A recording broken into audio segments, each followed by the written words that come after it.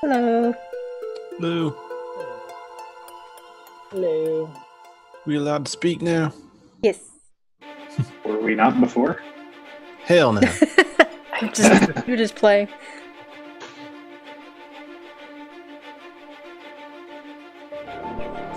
Alright, cool. Sound's working. Yay! All this tech stuff all over the place. Still getting used to it.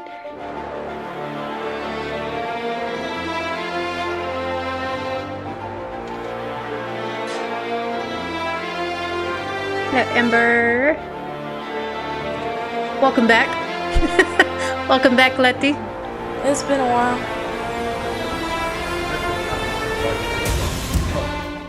Sweet. He's lying to you. Would I lie with this face? Most assuredly.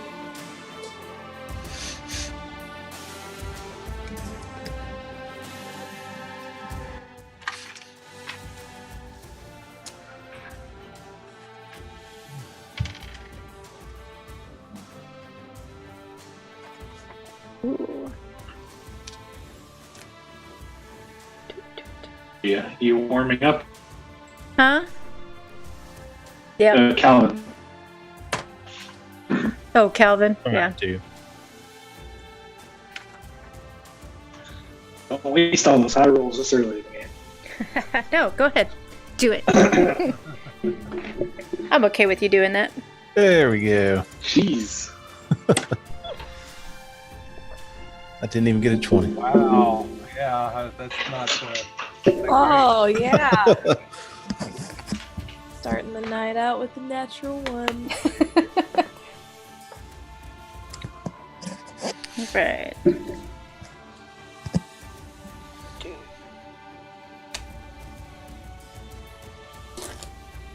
Okay. Gotta get myself all situated with notes and all that good stuff. I can write down every single thing y'all do. Every single freaking thing. For posterity. Yeah. We don't do much, you know. We are good players and we follow every move you want us to go do. Sure. Of course. That's what they all say.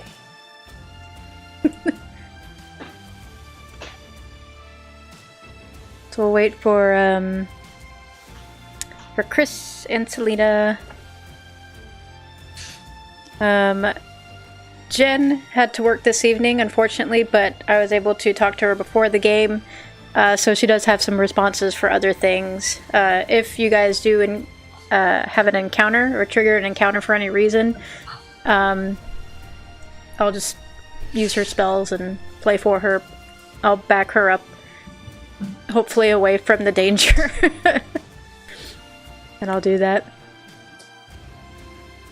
She doesn't have Travis to keep her safe like Letty did, though. I trust a Travis. Oh, forgot their character sheets. Yeah, doesn't the character Letty, technically know everything that's been going on because she's kind of been there for all of it? Yes, she does. She's supposed Amber to. does not. I know, I remember nothing. However, we could have. You didn't spend 6 hours watching all these glorious recordings that Oh, I did. the I DM made did. for you. I hit my head on the door earlier. On the way in. Yeah. We could assume that during different conversation times she was just talking with Travis, and so she was preoccupied. So some things that y'all know she doesn't know. That's why. Fair enough. Did all of our crazy fruit lady memes throw you off? Yeah. Pretty much everything that's been happening on the Facebook page has been like, what the fuck? What is going I know. Yeah, this story, like when I wrote the story, it started off really serious and very dark, and then it just derailed from there, from day one. Just like- But I gotta say, I think I like it better now than my original story.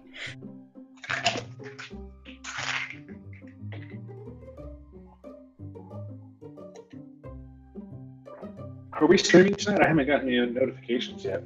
Yeah, Yeah. on the channel. hmm I Popped up checked in my and Yahoo that it was streaming. yeah, sound's working and everything. Cool. Here's the link to it if you need. Yeah, I'm good. Just my phone Okay. usually lets me know whenever Okay. that's happening. I haven't seen anything yet. Oh, there Oh, we are. crap. I love that. Shit, I didn't think that would put it up live. Sorry about that. Live. Huh? Yeah, I messed up the Twitch thing. Didn't know that would do that. So I will avoid doing that from now on. The Twitch thing? I saw it pop up on Twitch, Oh. that message I sent. So I won't I use don't that care. anymore. If they're watching it, they already know that. So. Yeah, but it's what else you could put there that could get you in trouble. Mm-hmm. Like age, name, social security number, all the good stuff. Yeah. Phone numbers. The stuff Oh. I usually send to y'all. Credit card. That to me privately. Yeah, credit card numbers, all that stuff. Don't worry, Cisco. I'll send you Calvin's info. Because Calvin has a big bank account. Every little bit helps. Emphasis on the little.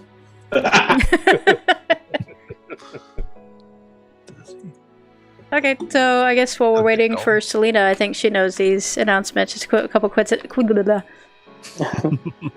That's the announcement. Take it slow. Just a times couple. fast. Huh? Say that 3 times fast. And I'm done. Very good. Coming up next Monday is. Are y'all still okay with doing a game 7 p.m. The Puzzle Traveler? Yeah. Yep. I'm Yep. game. Cool. Yes. Good. And then we have our one shot, our Lord of the Rings villains, on March 25th at 7 o'clock. That's going to be that system that I don't know, which is Fate. I'll look into that. I'll let y'all know how to create characters, stuff like that, after I look it up. I think I sent a link once. If not, I'll do it. So y'all can start creating your characters. I still need a character for Jason and Chris, I think, and Jen. Have you posted options? Yes, I think Sourmon's still available. Green and Wormtongue. No. I think that's Amber's. Oh, that's me. I like the greasy guys. Yep. I think there's like 3 options still available. Those should be on our site now, somewhere in there.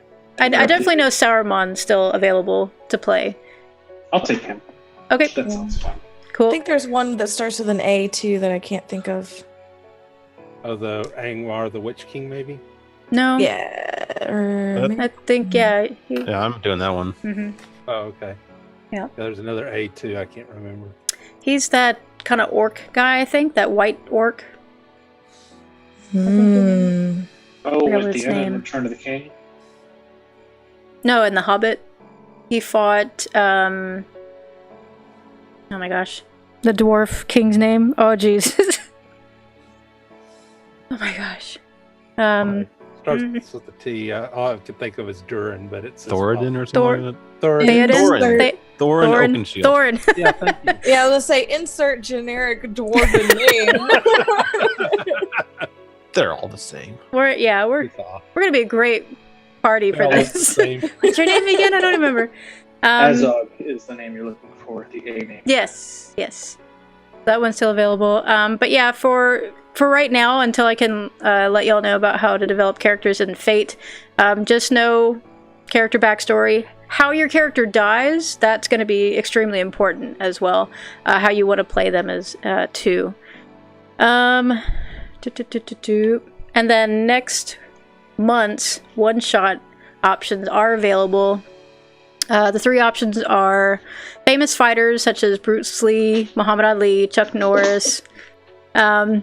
That one's Alright. like, it seems to be unanimous that one's going to be picked, but the two under that is American Revolution and Texas Revolution.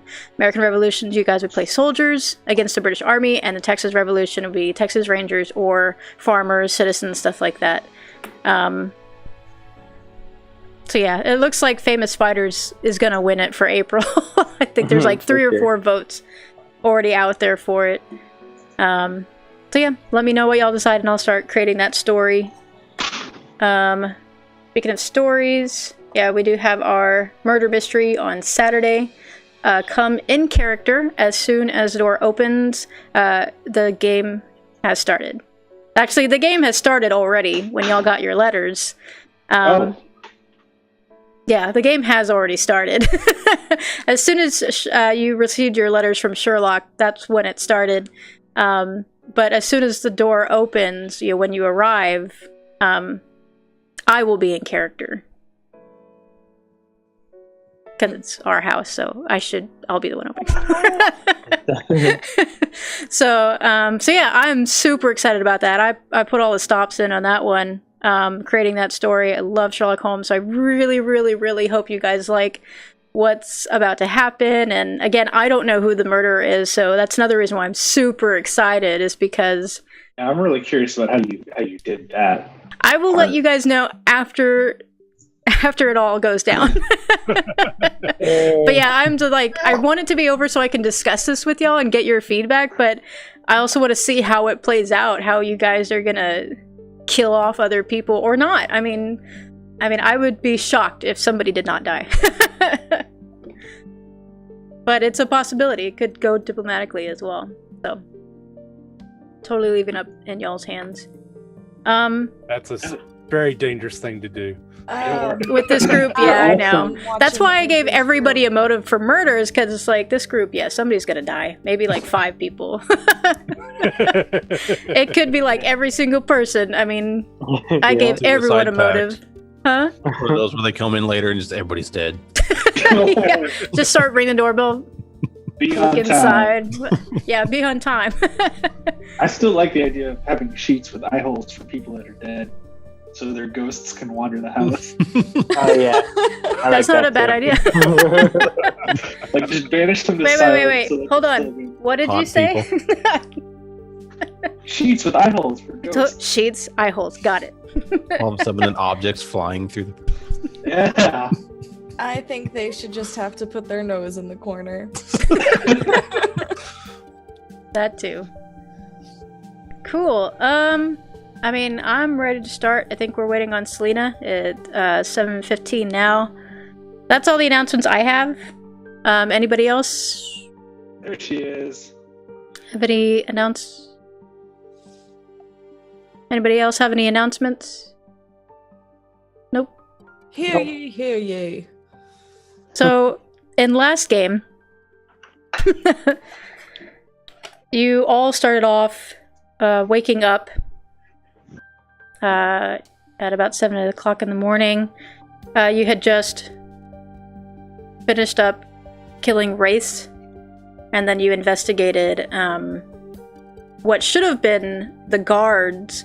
Like there's this long kind of wall with the, about maybe 30 feet across. It was an opening. There's no guards, no light torches that should have been there. Alan was pretty upset about, somebody should have come to your rescue when those 3 Race came in, and nothing happened. So that was very shocking. And when you got there, there was nothing there. There's no footprints or nothing. It was insane. And so what Azrael did is she went to another plane of existence and found them. She found out that they were being kind of held captive there. She kind of went back and forth because of her ability only lets her be there for maybe a couple seconds. So she had to go back and forth. It really tired her out. So, at the end of the last game, she even told you guys you really can't do it anymore. So you went to Denizal, which is the nearest town. You let them know what was going on. They kind of had an idea because the soldiers had not come, had done their rotation yet, so they knew that something was wrong, and the mayor's son should have come home because he was also part of that group that was supposed to be watching that evening. So you did some investigation around the town. You talked to... the reason you asked about Count Montebank, which was the cloak that Calvin had, its previous owner, about what happened. So you found out about the cloak. It does make him disappear when he wears it. It gives him a little bit more extra abilities, and the Count himself disappeared. His son made that cloak because his father, he was always worried about his father getting into situations, and then his son tried to go everywhere to try to find him, and eventually passed away 70 years ago at the age of 98. So that was that kind of town's lore, or kind of folk hero. What else did you do? You went to the baker. You found a nice baker. You found a crazy fruit lady who has outrageous prices for fruit. What else? You talked to the tavern owner. He had a barmaid. You didn't really talk to her. She was a tiefling as well, a red one. And let's see.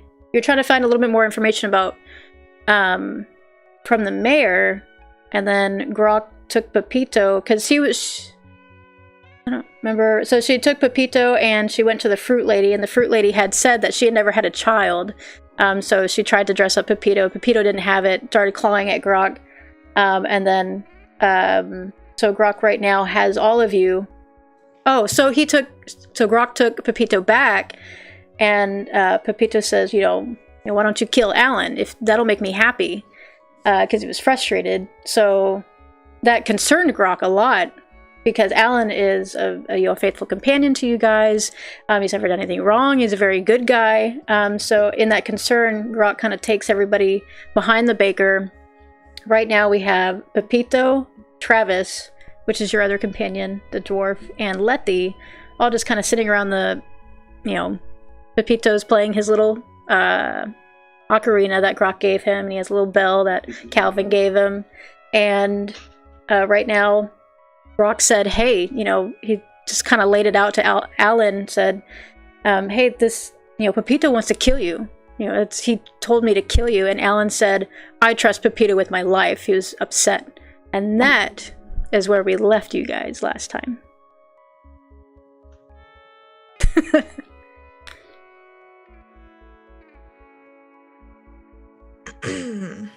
Selena, your microphone. I can't hear you.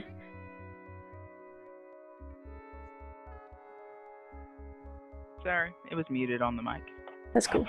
Alright, so I'm just gonna turn and look at Alan and be like, well, what do you mean by that? He just told me to kill you. Pepito's always doing that kind of thing. I wouldn't take it to heart. Did he do something, to make you trust him so much? Because right now, we don't know him.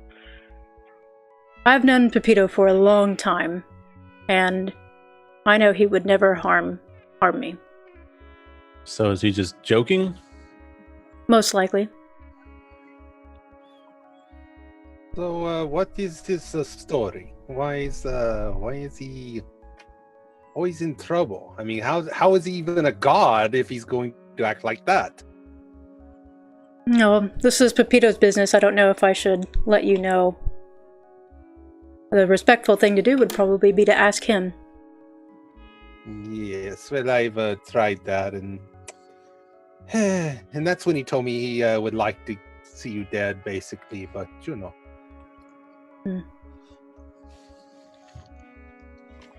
At that point, Azrael steps up. We can't be. I'm going to try to do her voice. She does. I know. Shut up, Jason. Jen does amazing voices, so I'm going to try to do her voice. It's going to be very difficult because she's amazing and I'm not. We can't be constantly watching him. I'm sorry to say that we have more important things to do. I feel like we're dividing half of our time to resources to make sure he doesn't get in any trouble. We can't afford that. He puts our reputation at risk. Who wants to help a group with a fellow member that can't be controlled? He'll get us arrested, and then what? We can say goodbye to helping that small halfling that's in the jar, and she points to whoever is holding the jar pieces, or finding an answer to help those men. And whatever else this group needs to accomplish. And at that point, she kind of folds her arms, crosses them, and kind of steps back. So what would you have us do? Who are you asking? I was this is in general. It's like we're not going to, if we are going to get rid of him, you know, what do you recommend? Because he's obviously, Alan thinks he's trustworthy, so we don't want to discredit him or upset him, but... Who are you asking, Azrael or Alan? Azrael, oh. Actually. He needs to go. Yes, you've stated that, but I'm not going to say we can just off him, you know? I don't think that's appropriate, so I am open for suggestions, but we took him on. He's with the party at the moment. And they'll say the rest of us haven't been perfect either. Oh. Letty just... Letty's not in this conversation. She's over with Pepito right now, actually. Cool. I'm in ignorant bliss.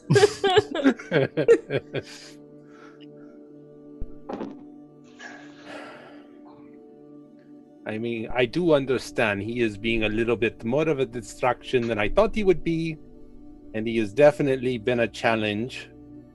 And we do definitely have to take care and help these soldiers as quickly as we can. So I understand that, but... Alan, what was his behavior like while he was a guard? Since you've known him for so long. Well, he's definitely mischievous. He has saved a few people in his time, myself included. The best guard? Absolutely not. The worst guard? Absolutely not.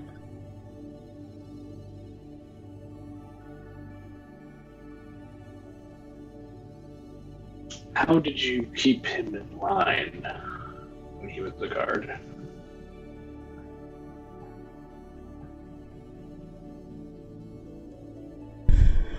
Well,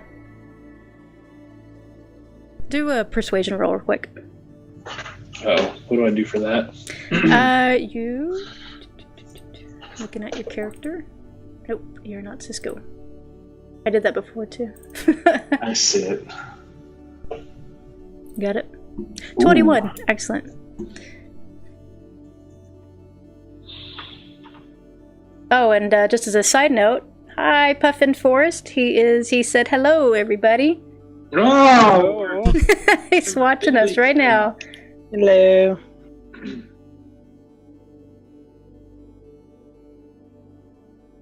All right. So Ellen just kind of looks up and down at you and says, well, honestly, I appreciate you asking me. And because of that appreciation, I will tell you. It was about 47 years ago, I was tasked to kill Pepito when he was born. I couldn't do that. So I hid him in the woods, and because of that, I was arrested, and after 6 years of hiding him, he was sold into slavery. There was an elf, I don't remember his name, he bought Pepito, and he liked to collect things and creatures. And Pepito's, you've seen him, he's half dragonborn, half gnome. He's kind of a prize to people like that. And after serving my time, 20 years later, I went to go find him, and he was, yeah, he was in jail. It's not hard to find somebody like Pepito. He was in jail in the Goliath country for stealing. Simple theft, but they said he wouldn't be released for 100 years, or until he died. So I went back to Phinia, my homeland, and I went back to try to work up my ranks. For about 18 years, I struggled to make sure he was fine and write back and forth, and he didn't know it was me. I wrote to the Goliaths, and they kept him until I was able to remove him from the jail and take him to Tomato with me as a guard. So what was his crime? Just being part gnome? I mean, why did they have you try to kill him? My superiors believed he was an abomination on this earth. At the time, who were your superiors? They were... Well... It was a different time. You know, even though it was 47 years ago, which is not too much time, they were very... Well... But you were still a guard at Tomato at that time. No, I was a guard for Phinia. Oh, right, you said that. Basically, the dragons had found out about his birth, and they brought him to my people, and I was the unlucky one to get that assignment. But if it's any consolation, I think you have done the right thing. To kill a creature just because it is born this way or that way, you know, is a disgrace. So, you know, I applaud you for your actions. Thank you. I will agree with Cisco. That is very honorable that you did that. That doesn't really ease our situation at the moment, though. You said there was a way that you were able to keep him in line as a guard? Well, because I had known Pepito, practically watched him his whole life, I knew that he needed a chance, as hard as that would be with his background, and he didn't even know who I was. He never found out, and I'd like to keep it that way. But, it's understandable.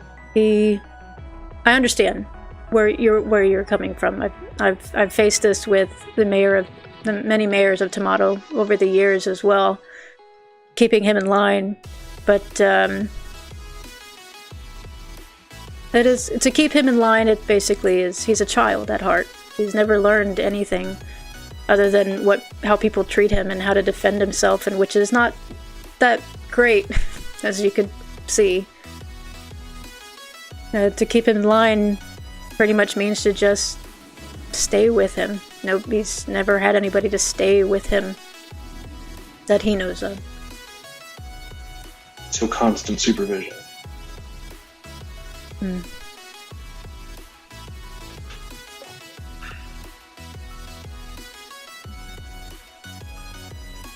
Or maybe just a friend. I was wondering that as well. He's never had friends. He's never been able to keep them. For different reasons, as you know, of course, as the way he looks is usually the first thing that comes to people's mind, unfortunately, and he thinks of me as more of a bothersome adult than a friend or anything more. Well, he seems to be getting along with Cisco over here. That shocked me as well. Does have a good heart. I believe in him. He has a free spirit. He needs to tame a little bit, but you know, he has a good heart. I deeply apologize for all this that he has put you through, and if you want him to go, you're free to tell him. But just know that I can't leave him alone. I would have to go too. Well, that is part of the challenge we face, is if we were to send him off, I don't think it would be safe to send him off alone either. Letty, go ahead and do a perception roll real quick. From the back of the horse. Uh-oh.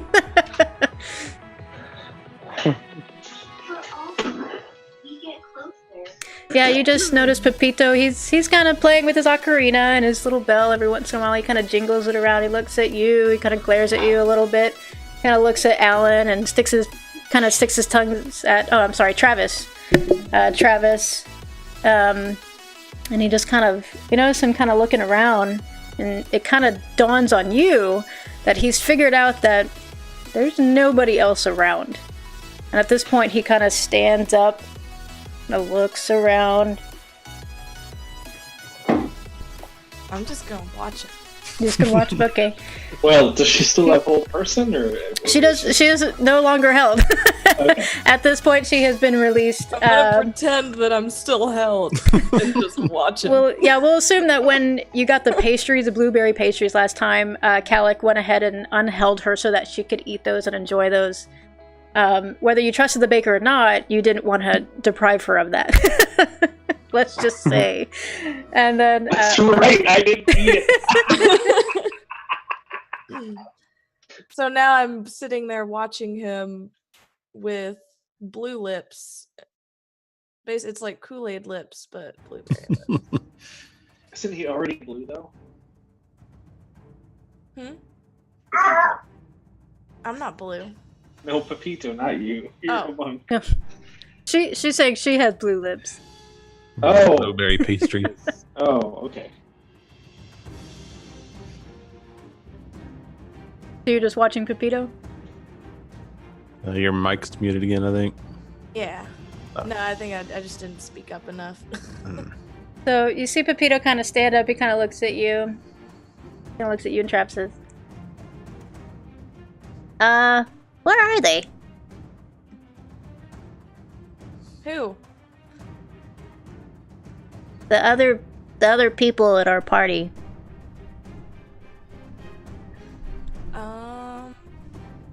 Yeah, I don't think I know who you're talking about.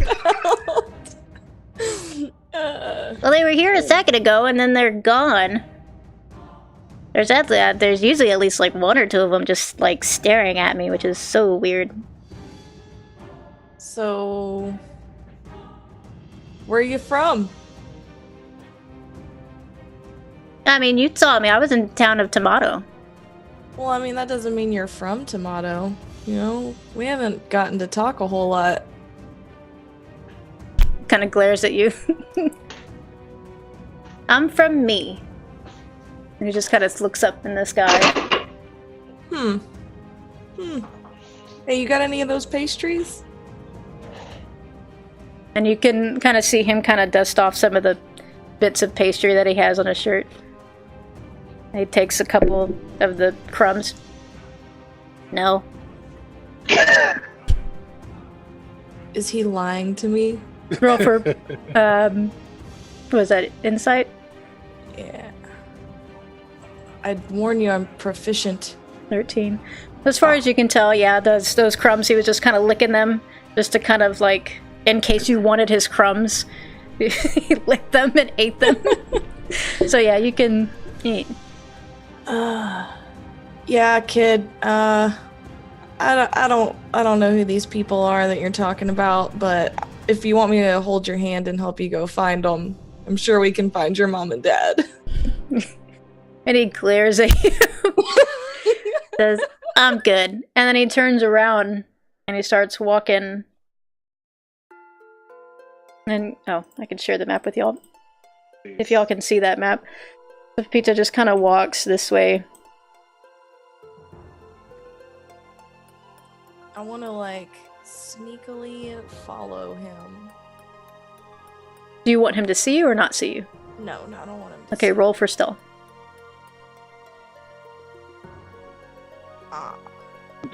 Yeah, he sees you.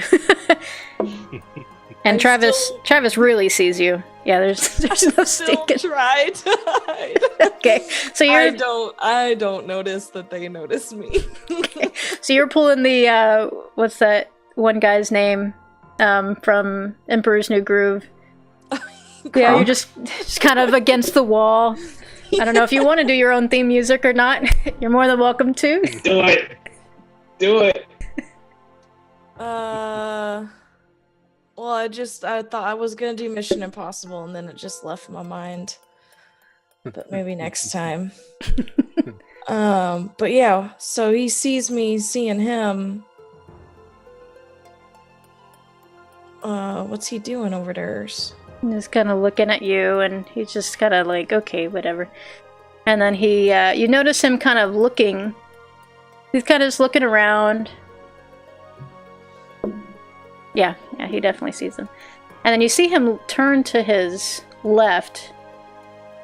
And you just see him kind of squinting, and he kind of walks this way. And at that point, we're back to y'all's conversation with Alan. Would any of us have noticed him at this point? Roll for perception. I would. Looks like I'm facing the other way, but Whoever wants to do that. But I'm 2, aren't I? Or 4? Think who's number 4? Cisco's number 4. Yeah. Boom! Natural 20. Calic, you definitely see Pepito just kind of wandering over there. Not really in a hurry or anything. Calvin, you don't see shit. I assumed I would have heard something, but no. Or I might have heard something. But no. Is he in range to hear us yet? Yep. Yeah, he is. Okay, at this point, I'll just say, hey, Pepito, how's it going? How's that pastry? He's walking over to you. The one I didn't eat because I was scared of it. Huh? How was that pastry? The one that I didn't eat because I was scared of it. It was delicious. Okay. I'll take your word for that. And we'll assume Letty's right behind him as well, with just Travis he's not really following too closely because he can see everything at this point that's going on. But you can definitely see Letty kind of like doing this. Trying to sneak up behind, like she's trying to sneak up behind Pepito. Whenever I see everybody else, I just want to like start shouting, "Hey, have you seen this kid's parents?" I found this Pepito just kind of. Pepito has his hand in his face, or his face in his hand, just like. Poor guy. Pepito, come here, my friend. Let's stand next to me and let her. She has some issues right now. Pepito just walks right over to Cisco. He does not question that. The whole person's still wearing off Yeah. after being there for 3 days. Hasn't All it been I like 3 had days? was a blueberry pastry. Like, he couldn't give me some water. But yeah, I'm just gonna join the group, act like I've been there the whole time, and I know exactly what's going on. So how is this different than normal? Yeah. There are no taverns. Oh, okay. That's the problem. There is. Number 2. Oh crap. Do you see that? My it's backwards on the screen though. 12? It says 12, and there's like red marks as an explosion. Oh. We can remember the 12 that lost their lives that fateful day. Ouch. Well, I mean, Amber's back, so I wanted to kind of give her. Never Awful forget. reminder. It's okay. You know, it's there's a couple of us partially to blame in that. Don't be too hard on yourself, lady. What do you mean, Cisco? Yeah, Alan kind of looks up and says, "What's this?" I shit my pants. Remember that time that I shit my pants? And Alan, You know, but without missing a beat, Cisco's just like, he said, putting you in hold, you're just getting, we kind of set things up for you to fail. I'm sorry. Oh, I appreciate that. Appreciate it. Yes, so what are we going to do about these soldiers? Any thoughts? I have a strong hunch that the solution is related to the cloak Calvin found and that special doorway ability that we learned about. Because it's a weird coincidence that this cloak is the cloak of Montebank, and this is the town he was from, and this is the town people have gone missing. Certainly up for giving it a shot. I'll put on the cloak. Well, you're not going to be able to see him from here. But I may see something. That's true. Fair enough. Go for it. and Calvin, just so you know that you're invisible right now, but you can still be heard. So Did I just see him go invisible? Oh. well, I mean, yeah, he did it in front of everybody. Is he completely I was- invisible, or can we still see his feet? Well, I was thinking, I was like, should everybody roll for perception if they saw it? But yeah, Calvin's like right in the middle of this group, and he was talking as he put it on, so yeah, everybody saw it. Okay. My bowels are intense. It's good. There's no more rose petals throwing children around right now. That is so just awesome. Like those people on the streets and just like start freaking out. Just like drop to the floor like, no, no. All right, I'll start moving over this way to see if I see anything. And as I walk by, I'll scream "bye" right in Letty's ears and keep walking. Ah! And Pepito just falls on the ground, like, just laughing hysterically. Love that. Do I see anything amiss? Anything interesting? Where are you? I'm over at 1. I just walked in the middle of town just to see if anything stands out having the cloak on. Roll for perception. Nope. That's what I got last Everything time. looks great. Everything looks hunky-dory just as you left it. I mean, other than maybe, the footprints of Letty and, Travis and Pepito. I mean... All right, I'll walk back and I'll do that stupid shoulder trick where I'll tap on her other shoulder and just keep walking by. And then take my cloak off. Calvin, excuse me. Calvin, what was the nature of that something or other that comes with the cloak? The door to something? Who told me about what this cloak does again? Was it the mayor? Mayor. Yes, right. The mayor. The mayor mentioned it had a special ability about some dimension door that can teleport me around, but it can only be used once a day. Interesting. I'm not sure what Azrael was doing or if it's in any way similar, but I'm up for giving it a shot. But I imagine we need to go back to the guard post. Outside of game, where would we learn more about Dimension Door? Or is that something I would know because of Wizard? Roll for... There's Arcana. Yeah. Yeah. Oh, hey. Yeah, I'm roll actually for- good at that. Natural 20! Really good at that. So if you Google... No. At this point, you are your own Google.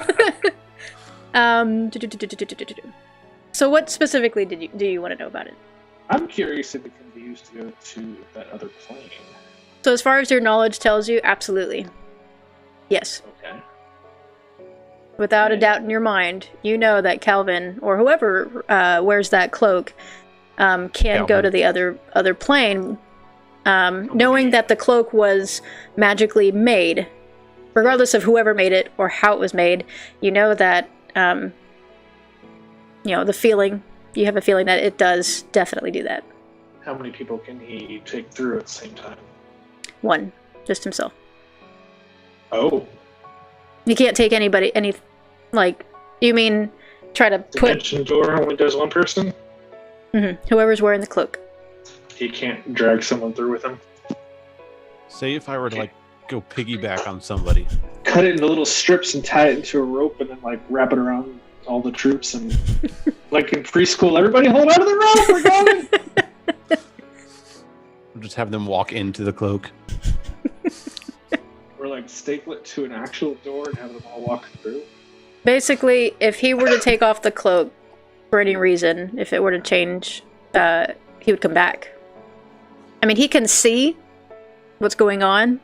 He wouldn't necessarily be able to touch anything because he'd be wearing the cloak. As soon as he lifts that cloak, So it's a one-for-one transfer. We're not going to bring anyone back without leaving anyone. Correct, because if Calvin were, as far as your knowledge knows. How many troops were there? Burns 20, on 20-ish? vacation over there. Let's see. Azrael saw a 24, 25 individuals. Does it work on animals? Could we send a chicken to the other plane? They can leave the chicken there, and then send a dude back. Unfortunately, again, if anything were to leave the cloak, it would come back. So, like I said, Calvin can go there, he can talk to them, Mhm. And That's he what I'm can saying, see is them, if you but put the cloak on a chicken. One of the troopers takes the cloak off the chicken and puts it on, and then they come back. I'd like to see you guys try this. Calvin's not giving up his cloak. All right. He loves his cloak. Looks perfect on him. It matches his hair. And then the troops that are stuck there can eat the chicken while we're waiting for the next day. The thing is that the troops wouldn't be able to interact with the cloak. Physically. Also, they might be terrified seeing a chicken come in the cloak and then teleport back. Well, we would communicate that's what we're doing to them somehow first. Of course. That would be Magical ridiculous. chicken. Magical chicken. Oh, hey, actually, All powerful Because chicken. the last, because when Azrael went and she tried to, didn't she try to like leave a coin or like take one of the hands of the soldiers? And yeah, I think she grabbed one. as soon as she came back, he didn't come back. Like she wasn't even holding his hand but anymore. that's what I'm saying is the chicken would no longer be wearing the cloak, so he would be stuck there. The soldier would be wearing the cloak, so then he could come back. As soon as the, I mean, so Do you understand what I'm saying? I understand what you're saying. It just doesn't work that way. I'd have to roll for it. And a Calvin couple doesn't work times. that way. Calvin, okay. Yeah, Calvin, he's not giving up his cloak again. But I could still try teleporting there and maybe talking to them and seeing if they know anything. Maybe see how they got teleported there in the first place. They don't know. We already asked them that. Did they Oh, I did. experience hunger on that plane? You don't know. That wasn't asked. I think it'd be safe to assume they do. We should at least see if we can take them those supplies the mayor rounded up for us. Calvin, you could at least deliver them. I could try. This way they're not starving.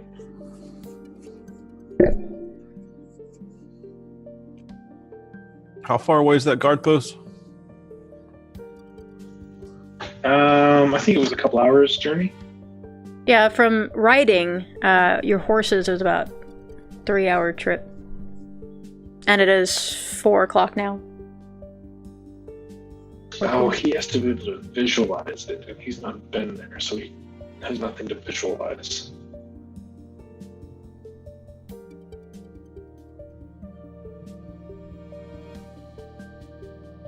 It says you can bring one willing creature your size or smaller.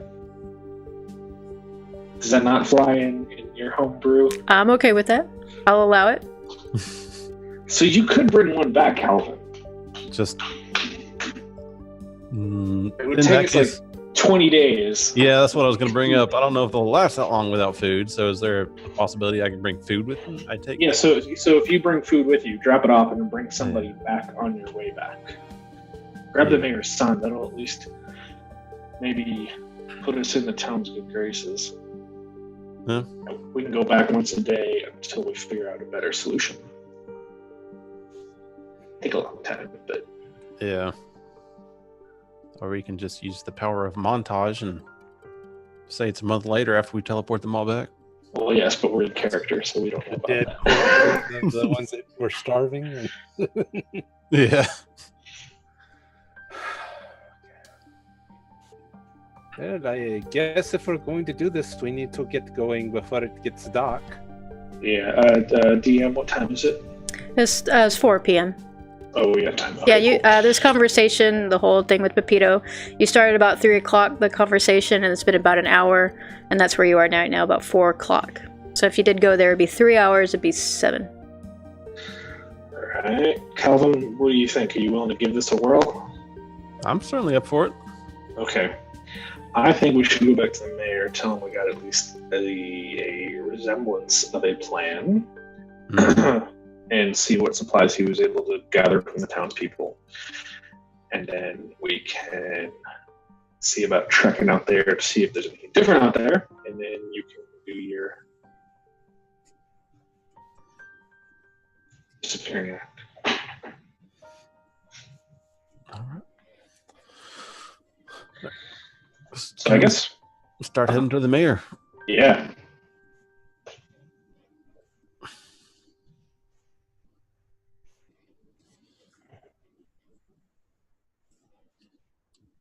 So who's all going to the mayor's building?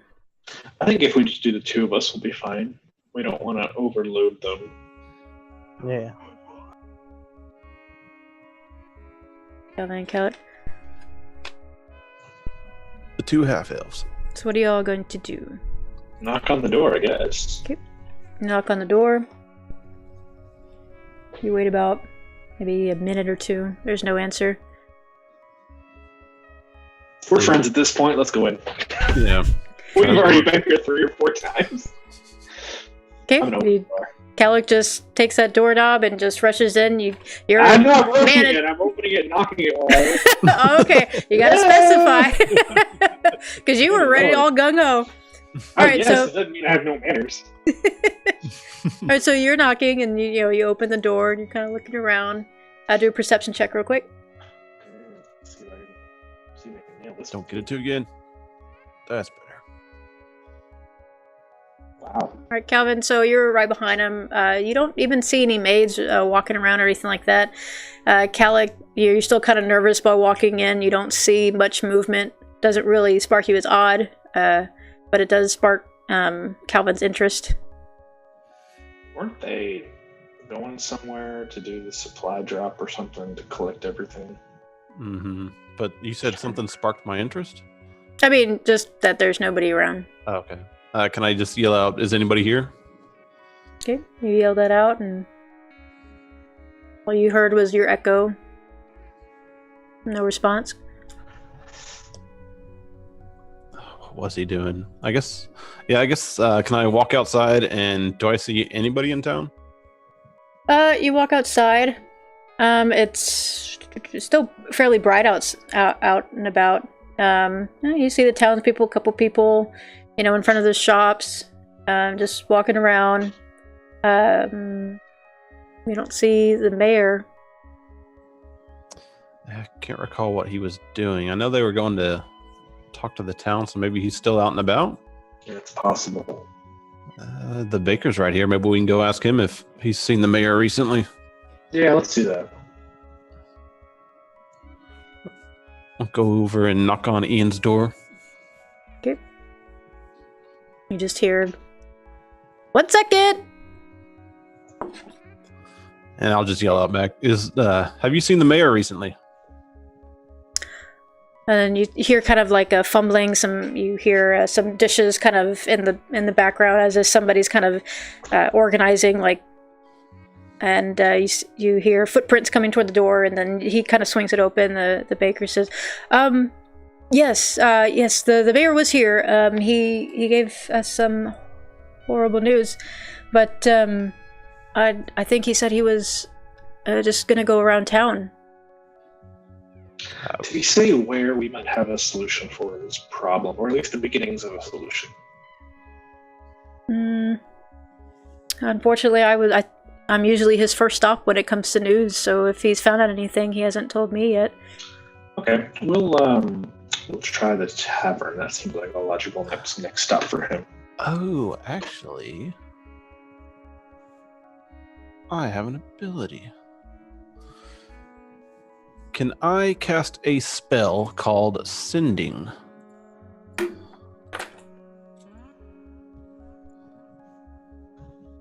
Sending? Yeah, I'm trying to link it in chat, but it's not doing it. There it goes.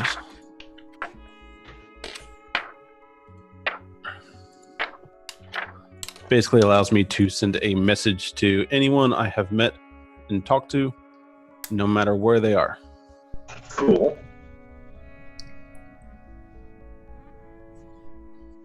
That has to be 25 words or less. Creature you're familiar with. Creature hears a message. It's in mind, so he knows it's you. That's fine. 25 words or less. All right, so I would send him probably a message. We have devised a plan. Would like to go over it. Cannot find you.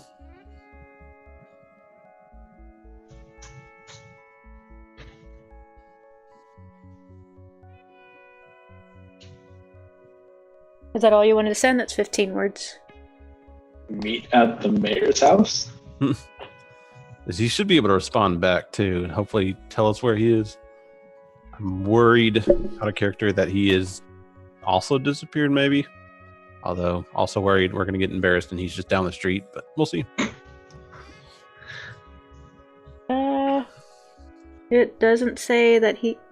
It doesn't? Oh, yeah, I'm sorry. Can answer in the like manner. So, yeah, if he responds, yeah, he would just send a message back to you that only you could hear. Yeah. And I guess I'll just add it on at your house currently. We better get back over there. All right, so you're going to send, we have devised a plan, would like to go over it, can not find you at your house currently. Is that what we just ended? Yes. Okay, so you put on your thinking. You start thinking, and very, very short, brief couple seconds go by. My apologies. We'll be there shortly. God damn it. Oh well. You just use a spell slot for that. Yeah. That's what my spells are for. Alright, so, maybe 10 minutes go by. Not too long. The mayor does come back. You do see, him kind of, he has both arms up. He has this kind of wagon he's kind of pulling. You can see blankets and, candles and some weapons and, a little dagger or something like that. Nothing too heavy. You see spread. You see, different pastries. You see some fruit in there. So you kind of figure that he's been to the armory, he's been to the baker, he's been to, from what you see, in there. It's loud, he's clunky, he's not trying to hide anything, and he's right there. So you and Calic can't see this, and he comes up to you. You have a plan. I was able to get all these supplies. I got maybe, I haven't gone out to the far ends of the farming area and the land, but this immediate town, very, very helpful. We have the beginnings of a plan. So to do it the way we currently know how is going to take almost a month.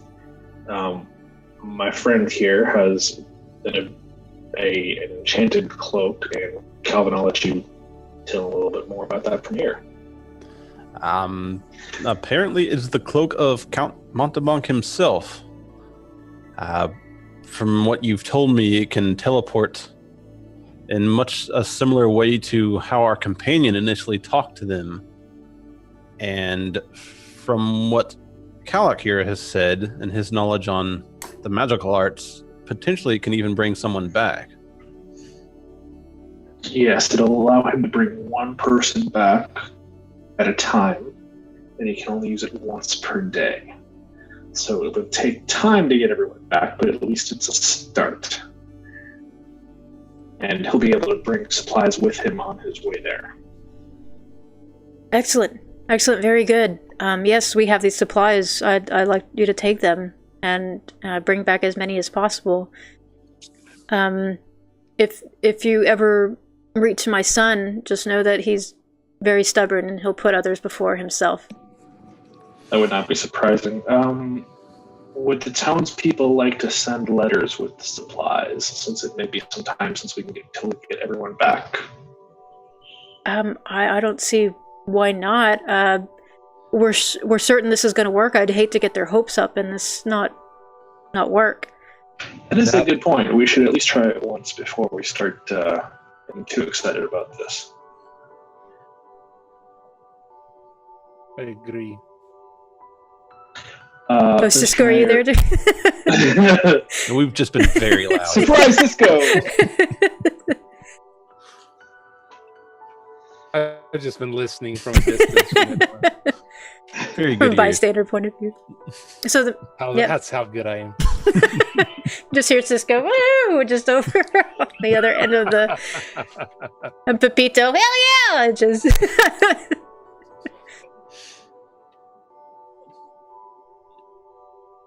Who, if you had a choice, would you like Calvin to bring back first? If I had a choice, I would want anybody who's most wounded to come back. I'll certainly get their input on who they think should come back first, too. I was thinking if you needed if the mayor needed information about the last watch. Maybe a commander of the watch, or I Or trust deputy. I trust all my men. I handpick each and every one of them. My son helps train them as well. They are very, very capable. Any of them, I'd be proud to have them back. Okay.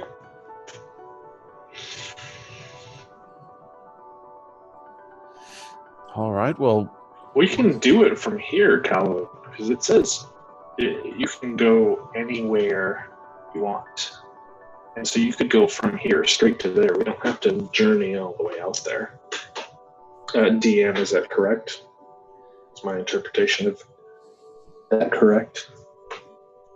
I'm sorry. You wanted to visit the plane now? He can go straight there from here. We don't have to trek all the way out there, right? Considering that it is a 3-hour journey, I wouldn't imagine. Oh wait, yeah, you can teleport with that thing, can't you? Exactly, Hold right. on. That's what I'm saying. So you could Yeah. teleport from where we are now to that location in that realm at Let the same me time. make sure. What do you That would save some time. believe so? Dimension.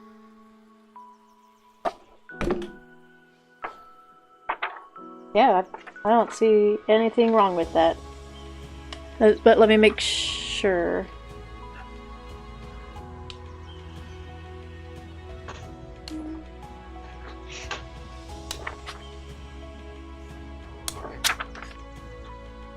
Oh.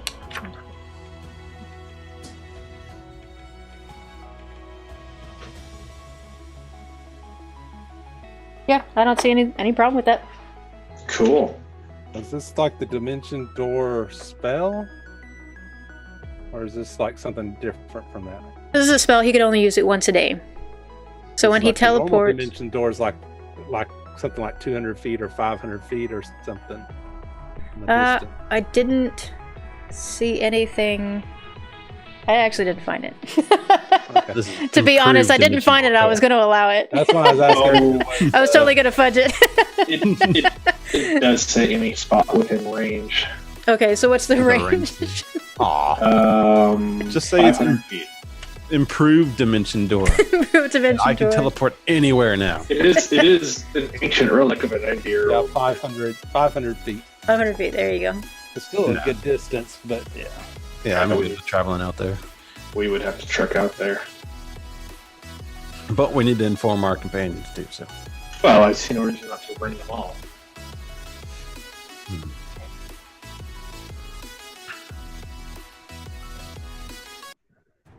So I guess we need to inform the mayor. It's how would we tell the mayor that?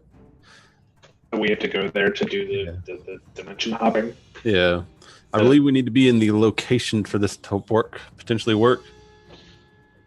So I'll have to gather our companions and travel out there this night. Absolutely, after hearing your conversation, yeah, I support whatever... I appreciate, you strangers coming out here to help us with this problem. You could have easily taken advantage of the situation. Not that Alan would let you do that. But I appreciate you using your means to help us. For my information, is there anywhere in this town a library of sorts where I might be able to potentially do some more research on this cloak? Maybe we can find a way to bring everybody back all at once so it doesn't take a whole month. The only person who would have books would be the general store owner. You could ask him. I'm not sure. He trades odds and ends with people. I don't know if he would have anything. Okay. I would like to take a look there, Calvin, before we head off to the outpost. Certainly, I can gather up the rest of the group and meet you there. Sounds like a plan. Let's do that. I will head off to the rest of the group. Okay, by this time it is 5 o'clock. Run low. And I guess I'm going to head straight to the store. Then I guess I will speak to the group. We just spoke with the mayor and potentially have a beginnings of a plan, as Calic put it, to teleport some of the guardsmen back, as this cloak I'm wearing seems to have that ability. We're going to meet him at the library to see if he can find out any more information. If anyone would like to tag along. Shopkeeper, I'm told you might have some good light evening reading by candlelight.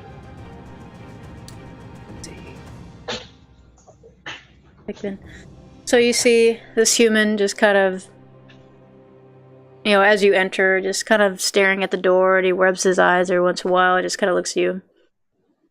Yep. This guy. Can I take a look at the books you might have, specifically those related to town history or magic? And kind of looks. He looks in the direction your immediate right on a kind of a stack of books. Yep. Okay, thank you. You've been wonderful. What do I see? Yep. And then he just kind of watches you, just, kind of plainly. You see a couple different dusty books there. Roll for investigation. Is that investigation or perception? I think investigation, because you're looking for it. Oh. So you see a couple different lore books there. Nothing that kind of would be anything. Hang on. I grabbed my intimidation. Oh, I'm sorry. the shopkeeper. No, that's even worse. Kill the intimidation route. Yeah, I'm gonna intimidate the heck out of him. Yeah, he doesn't seem to be too intimidated by you. But you're just kind of looking through the books. Nothing pops out at you that seems like it would be about magical items or magical planes or, anything like that. Just regular, what are they called? Like, just journals from, like, books, like bestsellers, I guess, of the time. Maybe there's 6 in that stack. What authors do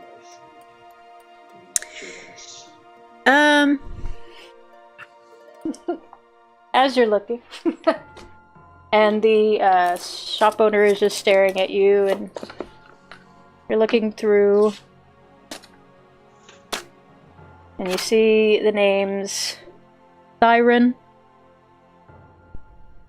That's the author of one of the books. It just looks like a fantasy book, nothing special. You see Meshun, another kind of, this one kind of looks like a romantic comedy book. You just kind of you kind of put it down. You see the name. These are less journals and more novels? Yeah. You see name Erdl.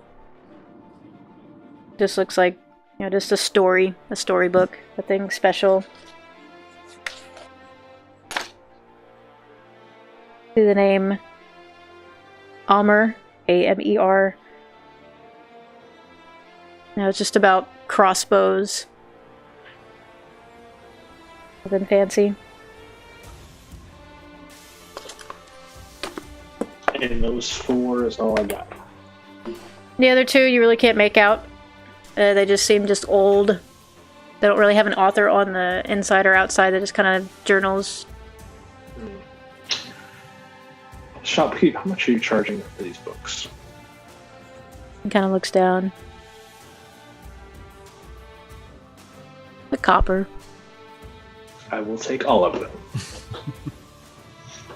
Okay.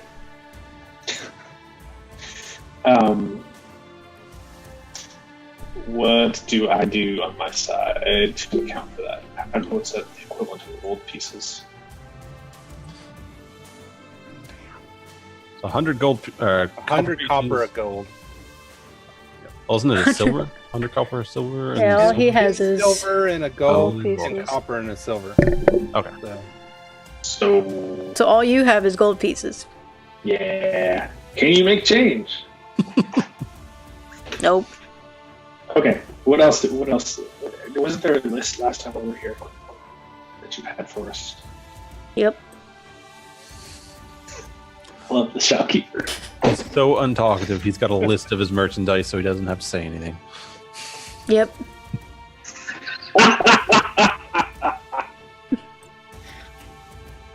There you go.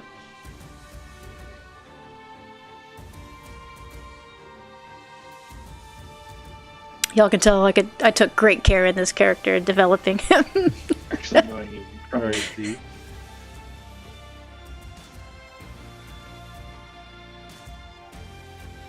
You could buy a hammer. Yeah.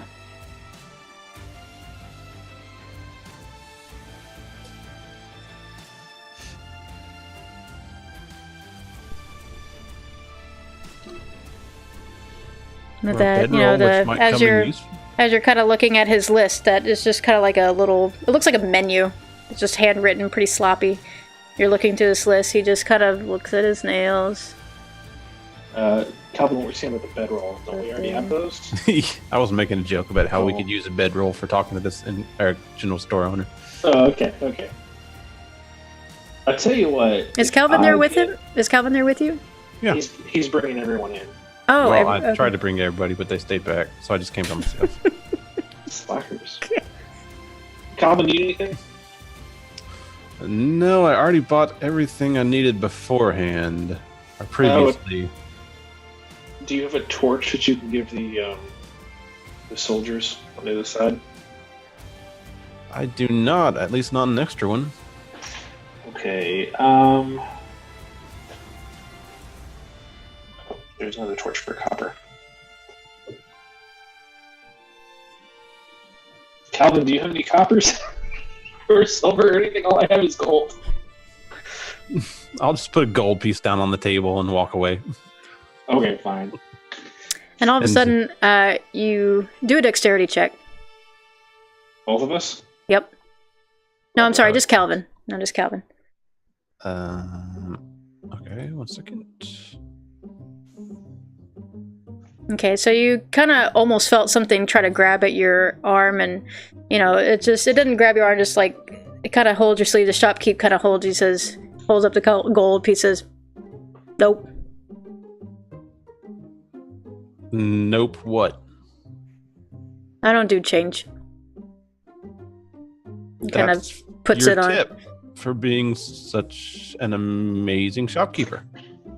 And he kind of looks at you, takes the gold piece, throws it outside. Nope. He tries to take kind of puts his hand on the torch. Or you took a torch, right? Books? Yeah, I was gonna get a torch and books. Yeah. He tries to take the torch and the books. He starts to. So you want exact change for everything? You're not gonna take extra? And as he's taking these from your hand, nope. And it puts them just on the table, not behind anything or anything, just on the table. Goes right back behind his little counter, just stands there.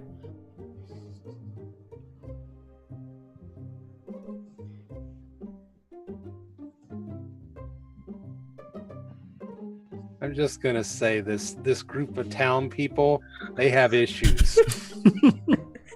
What are you talking about? Oh, it's talking about. They're brilliant. Freaking amazing.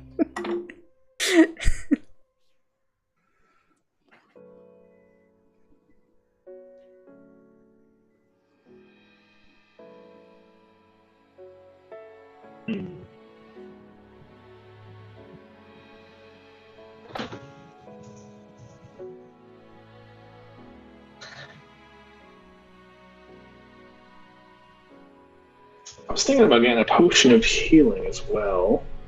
If we get that, the torch and the books, can I give you 51 gold?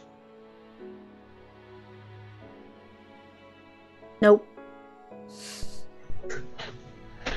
You should get 99 torches. That, And a book. but that'll equate to 1 silver, and I don't have any silver. I only have gold. Oh. You need 94 torches and then the 6 for the books. You got it.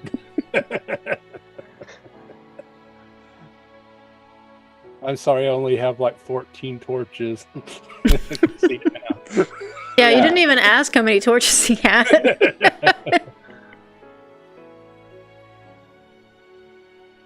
Do you specifically have 94 torches? Are you asking the shopkeep? Yes. Nope. I don't think we need that many. That was too fun not to ask.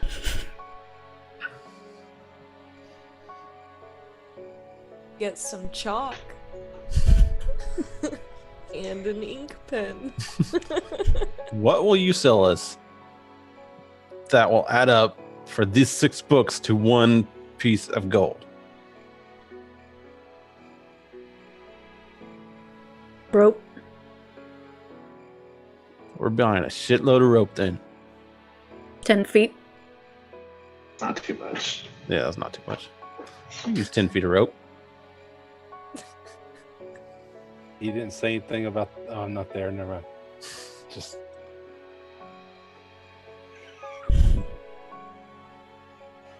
So I'll go outside and pick up my gold piece and come back and put it on the table. So can we get 10 feet of rope in those 6 books? Please? Kind of looks at the gold piece and kind of takes it and rubs it on his shirt. Yep.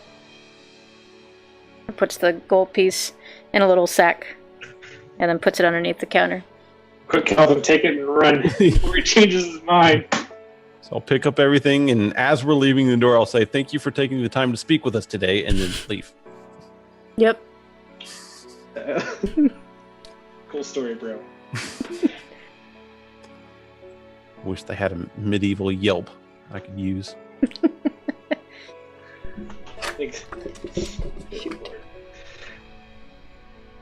Okay, well, we should get going before it gets dark, so we can be there in a decent hour. Yep. You're still in the shop. I know. I just wanted to say it. Just wanted to be mean. Good lord. That was our hardest challenge yet. Oh my gosh, it was.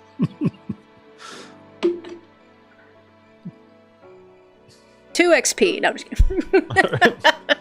I'll just throw the 10 feet of rope to the side. And...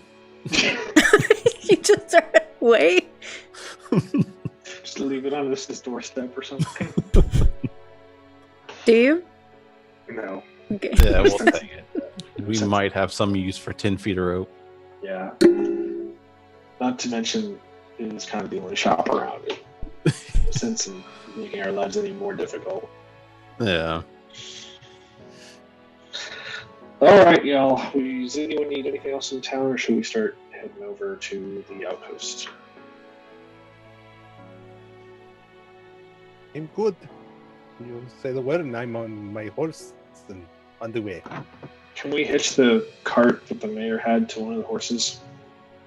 With the rope? Yeah. Shouldn't be too difficult. All 10 Would you like to roll for that? Not me. I would assume with the 6 of y'all, plus, Have Grok do 3 that. guards, somebody knows how to tie a knot. I'm going to assume that. Do we lose Grok? Because Grok would be good at that. I don't know where Grok is.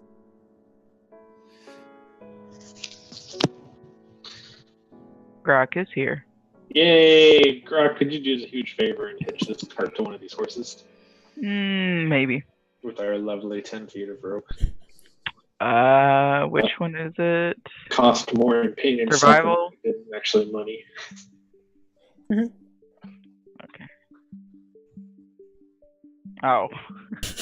That's roll Yeah. 1. Grocko is apparently still shattered about that maid. Oh, jeez, that. Yeah, he's not doing so hot. Right, well, I will use a cantrip called Mage Hand to first pat Grok on the back, and then On the butt or the back? Yeah, I know, I heard that too. That's what I heard. I'll leave that butt. Gonna Turtles disappoint have no Alan butts. there. I mean, it would be the bottom of the shell, but still. No, just the back of his shell. As far as this friendship goes, and then use the Mage Hand to attach the cart to the horse.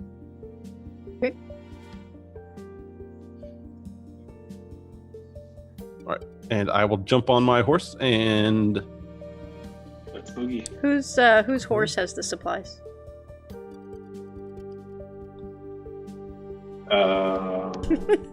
The cart? Whose horses? Whose horse? A hort. The big one. The big one. So The big one Grok. that the dragon was riding initially. that would be Grox, I think. So Grok's horse has the supplies. Sure. Not Tico. Yeah, probably not Pepito. No, yeah, or not Cisco or Pepito's horses, ponies. Okay.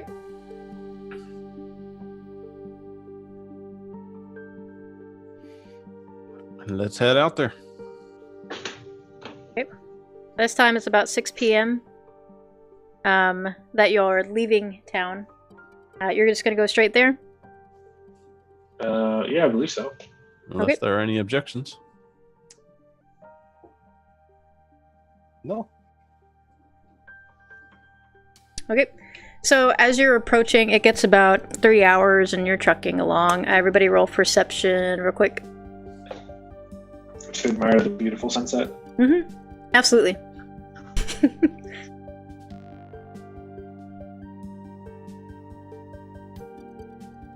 Okay, so Calic and 12.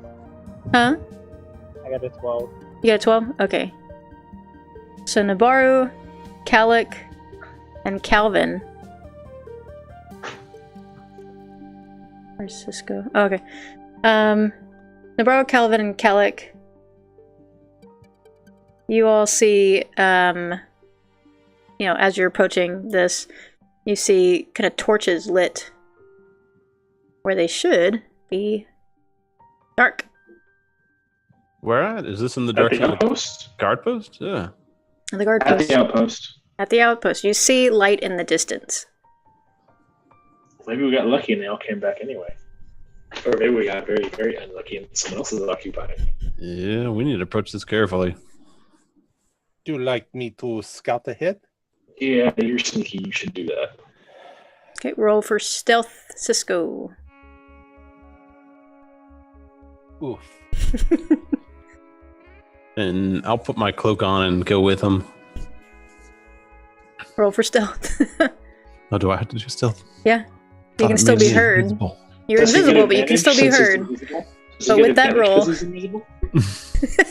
No, his sound is not invisible. No. Alright, but with that roll, I mean, yeah, you're invisible, so even Cisco didn't even see you put the cloak on and you're with him, so he doesn't even know you're there.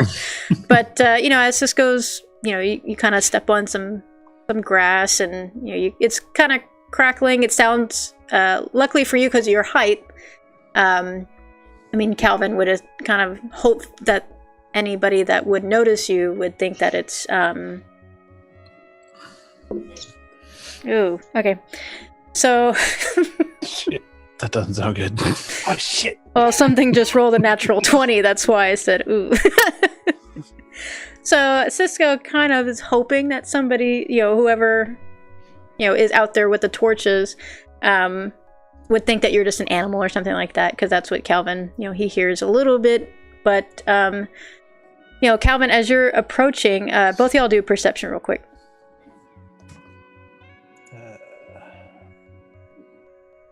Cisco's like talking to himself. Quiet, you stupid feet. Just upset. So Cisco definitely hears, as y'all are approaching and you hear, even though you hear your own footsteps, Cisco, and Calvin, you hear Cisco's footsteps, you hear kind of whispering or talking off in the distance, and then as soon as, Cisco gets closer, the talking stops. How many voices did we hear? Or I guess we're not able to tell. Not right now. How close are you getting? How close do you want to get to this? It's just...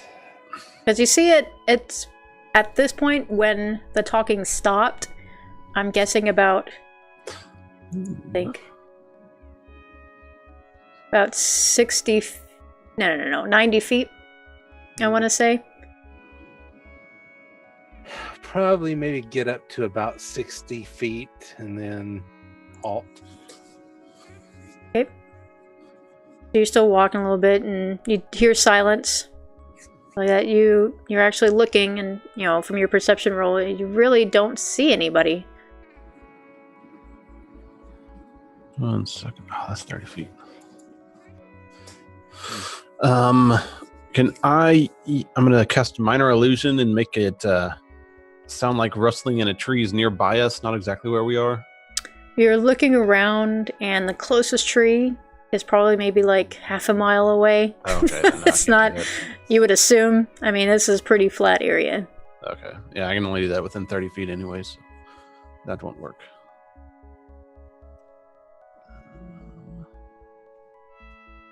Oh wait, hold on. Let me make sure though. Look at my map. Is there bushes or rocks anywhere? Actually, yeah. Sorry, I apologize. The trees are about. Let's see. There's a tree maybe 20 feet away from the structure on either side that you see. 20 feet on the other side. So 20. Can we get that map? Since we've already been through this area? Nope. No. Not yet. It's Imaginations right now. Okay. So I'll approach a little bit closer and make a sound come from the tree that is further away from us. Basically like rustling in the tree, making it like obvious like something is there. Okay, and that's a cantrip? Yes. Alright, so you make what kind of sound are you gonna make? I was hoping just rustling in the trees where it's something that sounds like something's there and something that they would investigate, whoever's there. Okay. Go ahead and do performance real quick. Bless you. Thank you. 30. Wow. Okay, yeah. Good Lord. So rustling, any specific, just rustling, it's just moving? Sounds like a big creature's making racket in there or something. Big racket? Okay. Like a bear. So you're... Yes. Drop bear. Drop bear. Alright, so you yourself and Cisco, since Cisco's not aware that you're doing this, Cisco hears this kind of bear growling in a tree that's about maybe 30 feet away from him, or no, 40 feet away from him at this point. And I'll quickly rush back to him and kind of hushedly say, "That was me. That was me." He can't see you. He doesn't know you're there. Yeah, I don't care. Cisco's very confused right now. And because of your running, Cisco, do you do anything? I'm gonna move away from the tree. Okay. I'm gonna try to move back a little bit. Try to do a stealth real quick. Just kind of watch, yeah.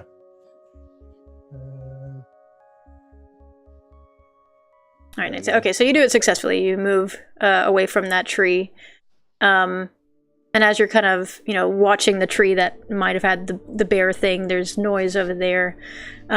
You see kind of a shadow on top of the structure. So, when you first approach the structure in the daytime, about 8 a.m., it was just like 2 stone walls, and then 30 feet probably in between it, just empty space for things to go through it.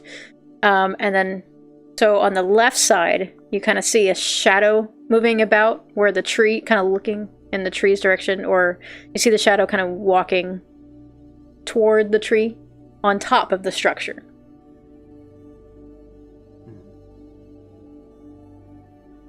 So is it floating or flying? Is that what you're saying? And it's just a shadow. Looks like a figure. Like Peter Pan's shadow? Yep.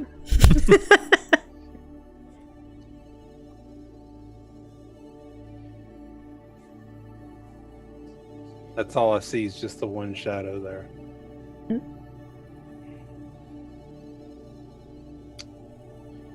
Because you said you're about, you moved back to 90 feet? Yeah. Okay, yeah. From that distance, yeah.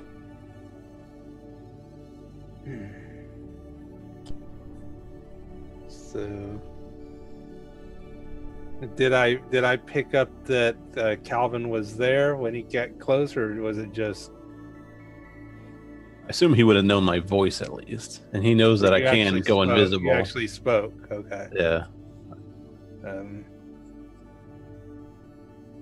Yeah, that would totally be up to Cisco's interpretation at that point. Right. It's like, are you throwing your voice, or can't? I don't know if you could probably do that. Yeah, I got that spell that can talk to people. Calvin, are you here? I'm here. Good. I thought I was losing my mind a minute.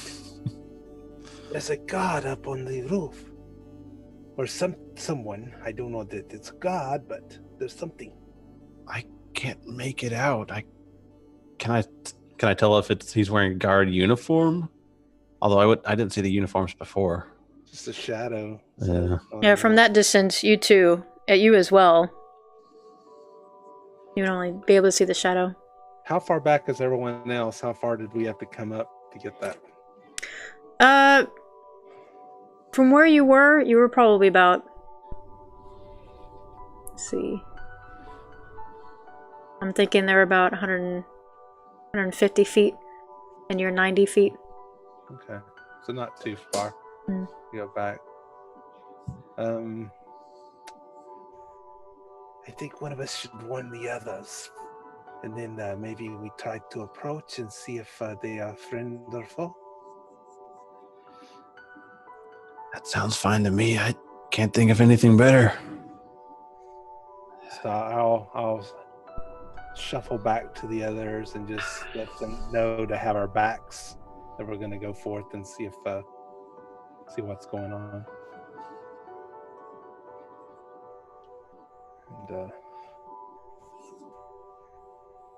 And then yeah, I'll just I'm not even gonna try to stealth. I'm just gonna walk up to the gate. I mean, I'm gonna be watching around, especially from above, to make sure they're not firing a crossbow at me. So you're straight up walking toward the gate? Yeah. All right. How close do you get to it? Probably maybe 50 feet. 50 feet? Mm-hmm. Okay. So as you approach the gate, this place is pretty well lit up. You're just strolling along, and you're determined. You walk right toward it. And a figure comes up in a red cloak. You're probably on the lower side, and he looks at you. He says, "Who are you?" This is a red tiefling in a red cloak. Oh shit. He's very tall, very abrupt. He just comes straight up to you as well. Since you walked right up to it, or to the wall, he walked right up to you. And then at this point, with the lights, you can actually see that this guy over here that just moved, he was the one investigating that, this tiefling up here was investigating that tree. And there's a tiefling up here, and then there's a tiefling back there with a red robe. Just kind of back there as well. That's what you can see. I was asked to come check on the outpost and see how the guards are doing, and but you do not look like the guards that should be here. Roll for deception.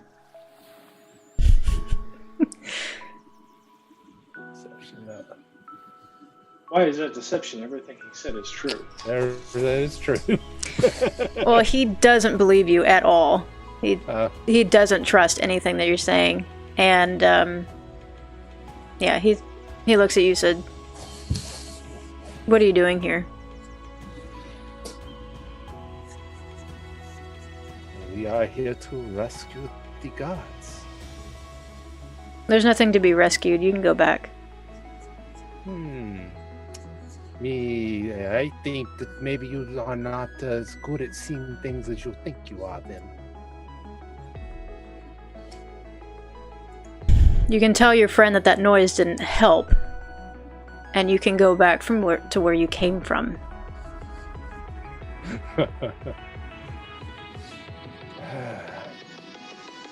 My friend, there is no vaccine for stupidity. I can see that because you're still here. I'm just gonna thrust out with my rapier and try to hit him. You tried him? Okay.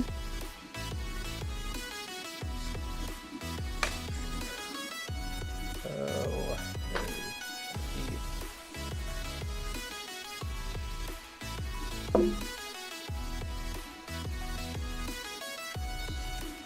15 hit.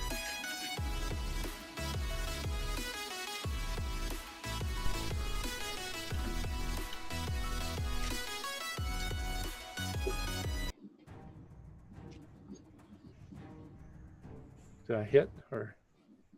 Oh, I'm sorry. You rolled an 18. No, he dodged it. Oh, shit. Mm-hmm. Basically, he just kind of moved back a little bit, and then you swung right by him. Okay, and then guess I'll try to follow with my short sword, but I'm not feeling really confident at this point. Maybe I am stupid like he thinks. 26 hit. Yep. I think it is hard real quick.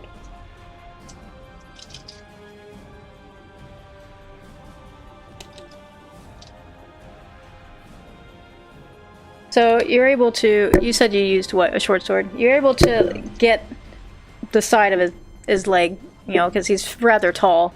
And you kind of put it into his thigh, and he kind of looks down at it. He takes the blade with his bare hand, takes it, removes it from his leg, and pushes it back on you.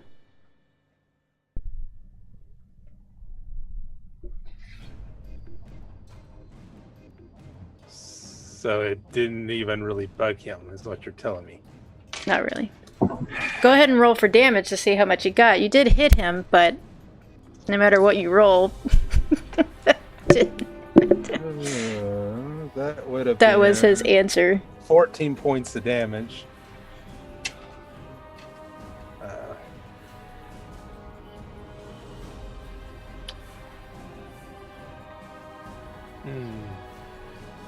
And he's just staring at you. He's not drawing his sword.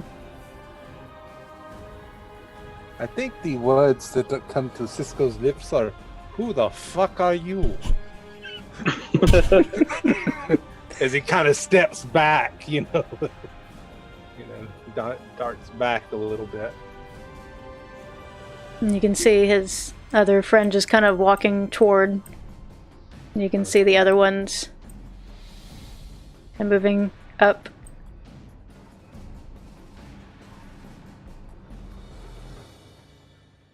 I'll take off my cloak, trying to make sure nobody sees me, and then kind of walk up to be next to Cisco. You'll take off your cloak? Yeah. Okay, But yeah. try to make it where I don't just appear out of nowhere. Yeah. Like, I'll try to be stealthy about it. The guard kind of looks at you and kind of smiles and says, "There you are." Oh, snap.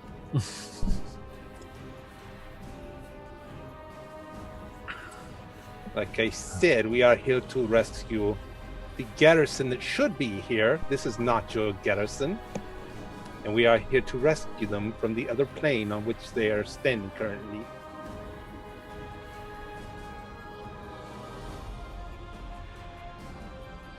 You didn't say anything. Okay.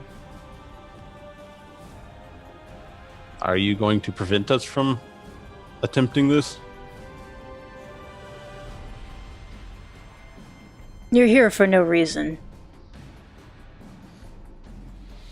Are you what caused these guards to disappear? Clearly you have not been enlightened. Bet you it's the one with the robes in the back. Huh? I kind of out the side of the cow and said, "I bet you it's the one with the robes in the back." And just kind of nod. Mm-hmm.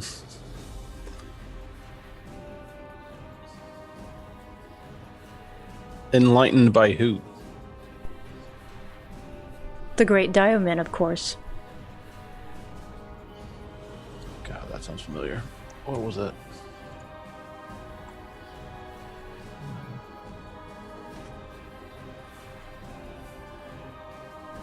Okay.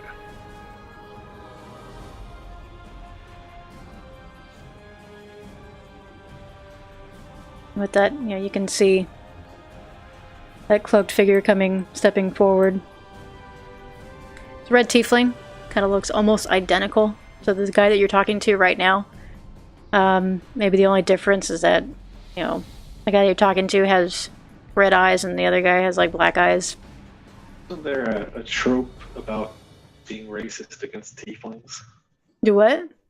Didn't we have a whole thing about being racist against tieflings? No, it's a thing about being racist against elves. Oh, Yeah. Because I think Calvin kept getting crap for being an elf at one point. From dwarves. Oh, dwarves, that's right. Dwarves just did not like elves. Just the encounters. They didn't like Pepito either, but that's okay.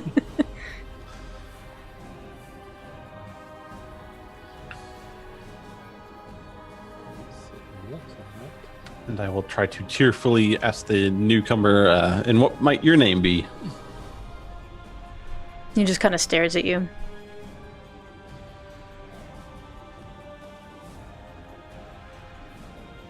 It's a very talkative bunch, eh?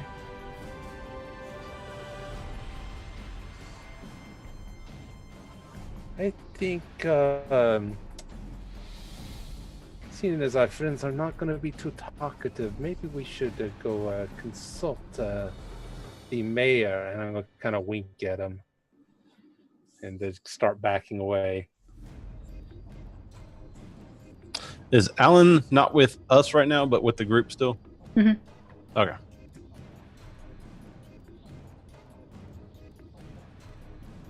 I'll just say, indeed, let us discuss with the mayor, and turn around and start going back to the group. Kind of take a circular path so that they're not led straight back to the group. And as we're walking along, I say, you can do that spell from 300 feet. So we don't necessarily have to be right there to do this. That might be our only option. Oh, you leaned in at Calvin? Yeah. Oh, I thought you were leaning into the guy. I was like, he was about to respond to you. No, I'm not gonna tell. It's like, hey, we're going to sneak in on you right now. It's like, okay. Alright.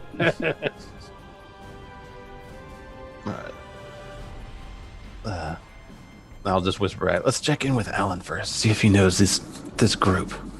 I agree. Alright, so we'll go back towards Alan, and like you said, try to avoid the show where we're going. Hopefully they haven't seen where our other friends are. Okay. Right. Okay, y'all make it back to your group, and again, they're still watching you.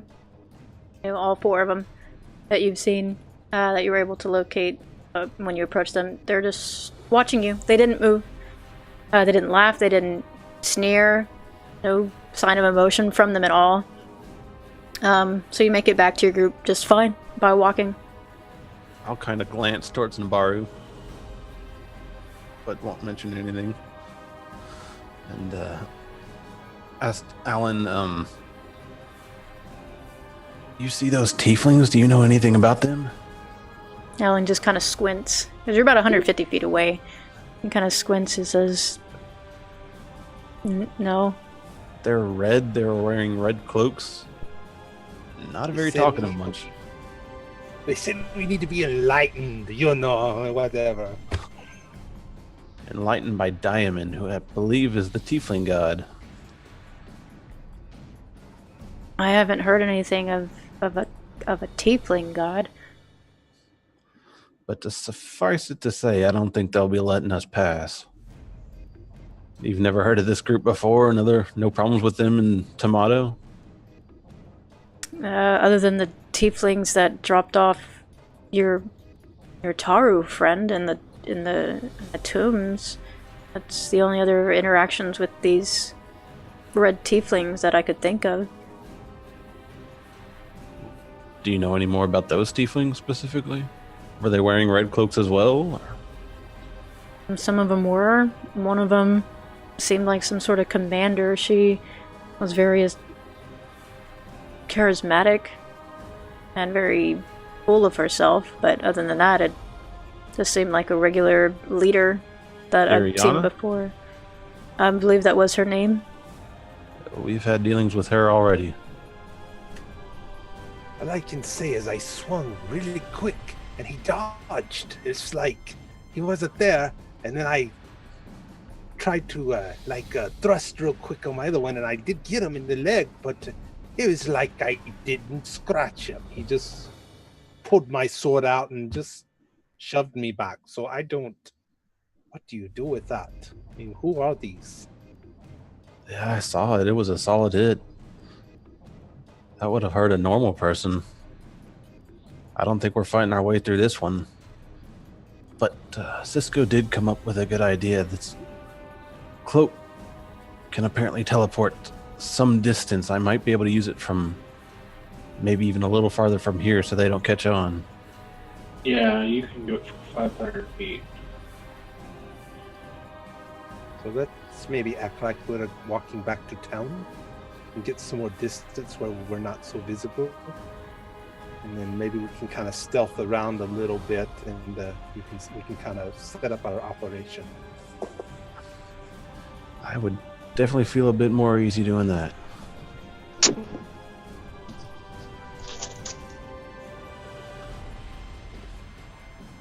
Right, so we'll go back about 450 feet or so. Or 450 feet from the guard post. And is there anything around that we can kind of hide behind? How many feet did you say? That's 450. 40. From the guard post, not from where we're at, but from the guard post. The guard post. 300. You said you're walking back toward them? No. Away from them. Like we're going to go back to town from where we came.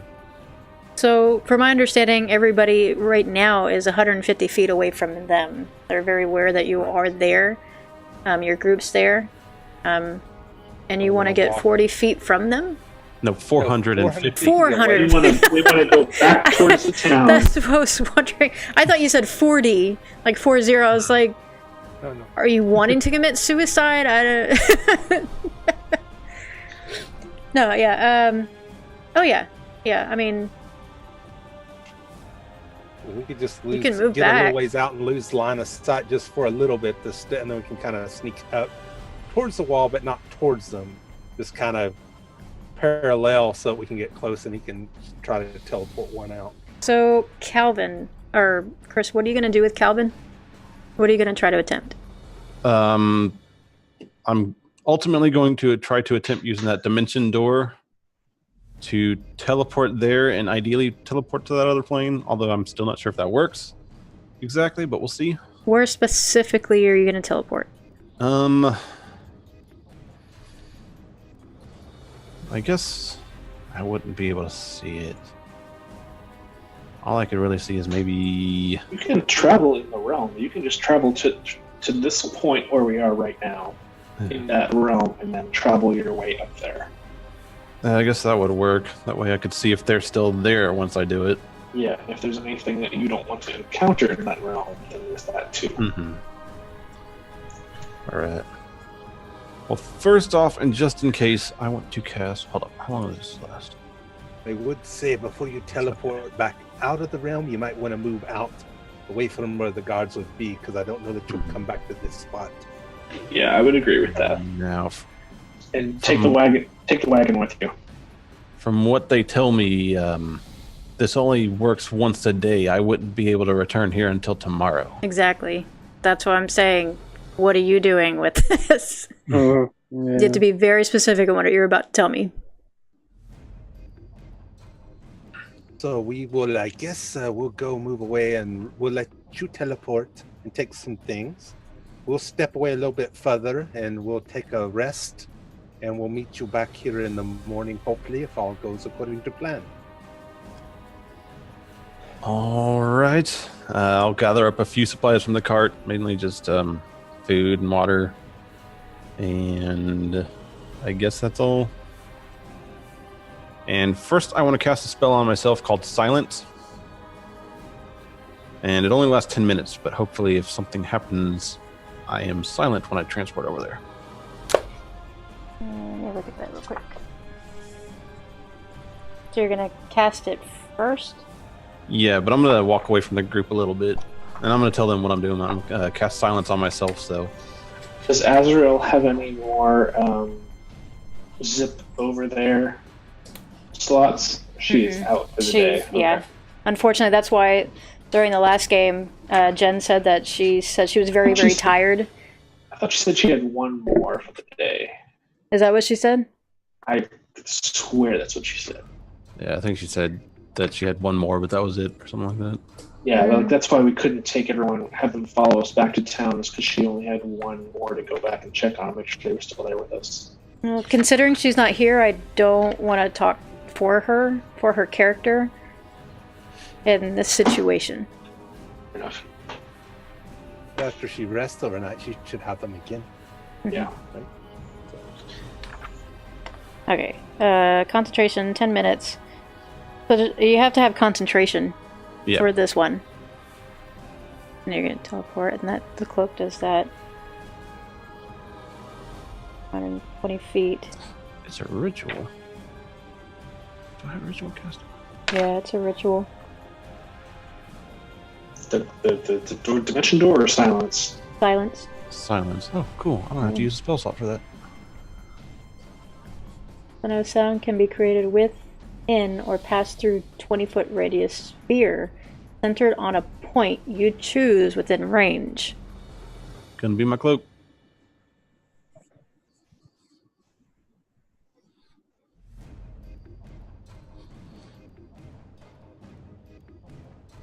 Any Or if you want it, I creature can just- or object entirely inside the sphere is immune to thunder damage. Creatures are deafened while entirely inside it.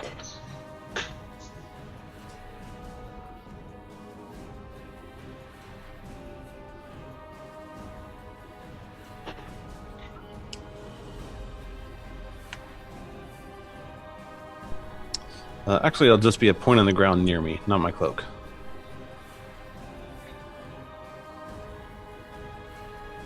After you teleport? Oh, that's true. That's risky. Far enough away they should not hear anything. If they are Maybe. within 100, if they are within 20 feet, if they've moved since you've last seen them, they will be deafened. So they would pretty much be alerted. Does that make sense? Well, I'm But not it says- teleporting into them. I just want to make sure when I teleport there that I'm not making any noise. Where specifically on the map are you going to want to do that? It's where we are now, so it's still 450 feet away. But just in case something on the other side had moved or whatnot. So we can just ignore it if it's complicating things, and I can just teleport there. No, I don't need think to they'll know do- what's going to happen. So, okay. I know, but, okay. So you're going to cast silence, correct? Now, or when you get there? I guess I'll wait until we get there. Okay. Or until I get there. So when you get there, where is there? Can you show me on the map where you're wanting to go? Say we're 450 feet back this way where number 1 is. Okay. Right there. Okay.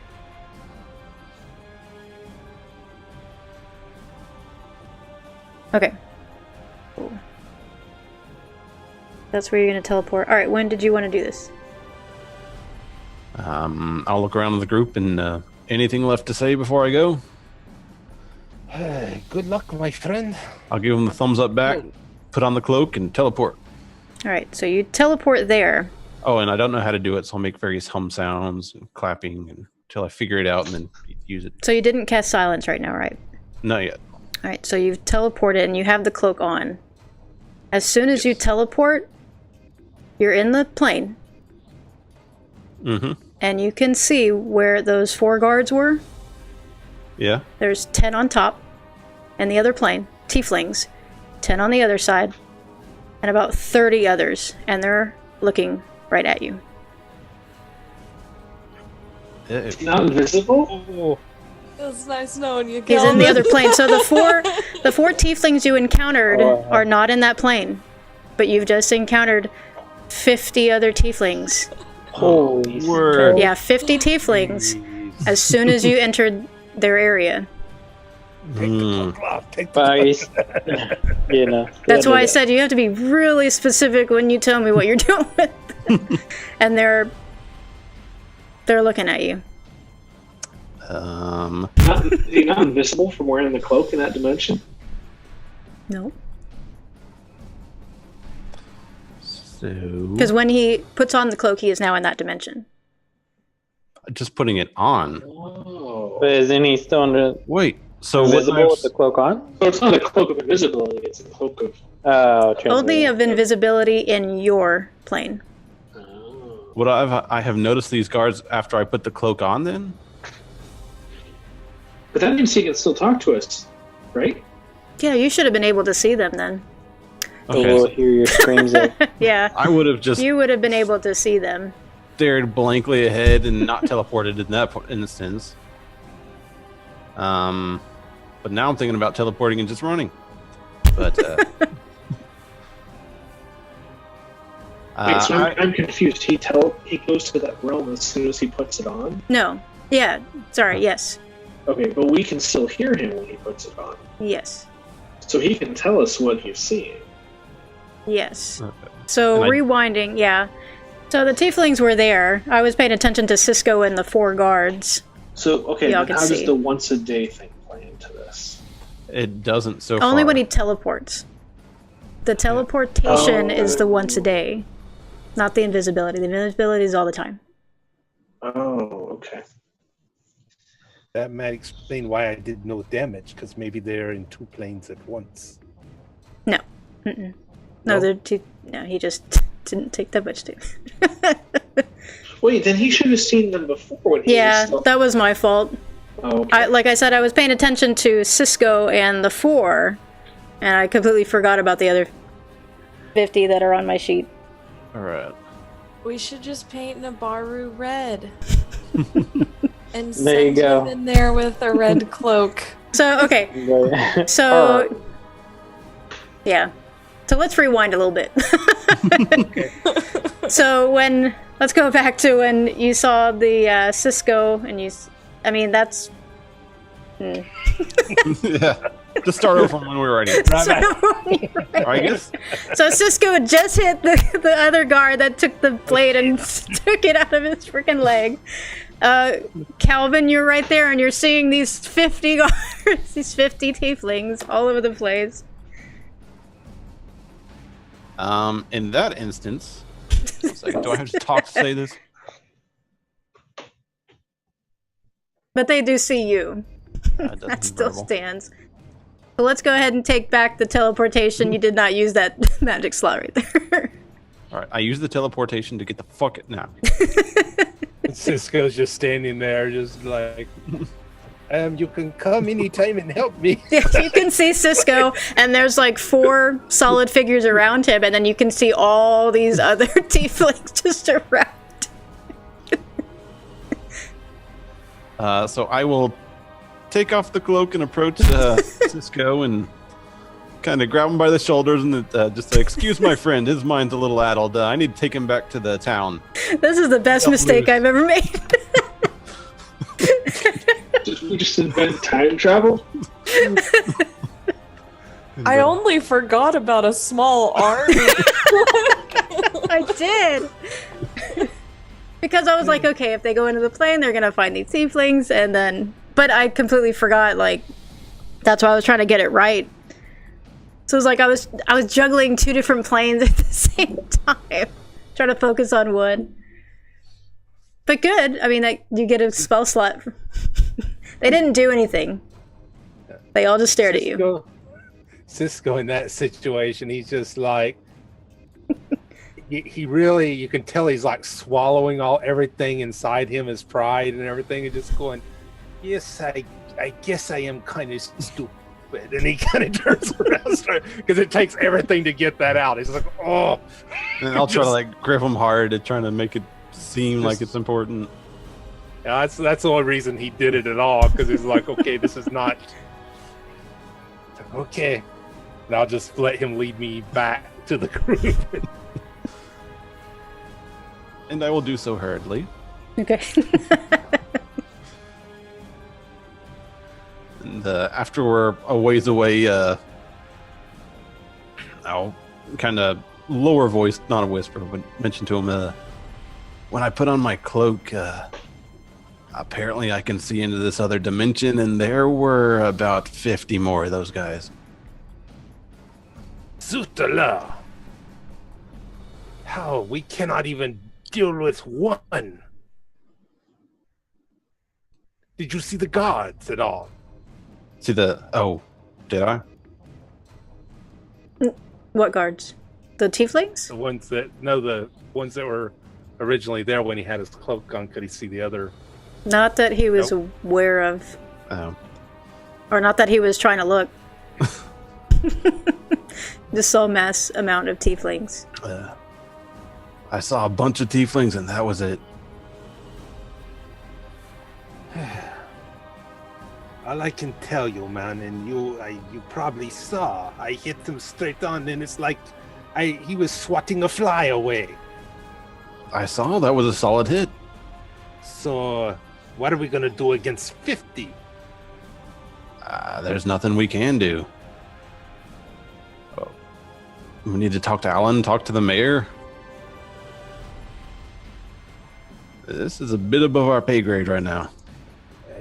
Yes, I agree. Unless our other tiefling friends have some insight into this, we just need to retreat for now, I guess. As much as it pains me. There's almost like a tear coming out of his eyes. He's just so... It's like it just kills him to have to admit. I'll just say another day, my friend. Yes, another day, and they will pay. He will pay for calling me stupid.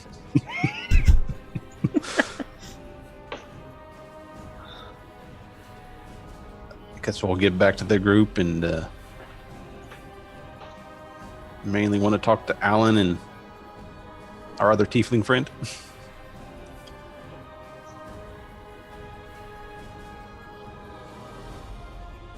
So y'all are going back right now? Yes. Okay. Doesn't take you long. I'll address the group and say, so as crazy as it may seem, when I put on this cloak, I could see more of them.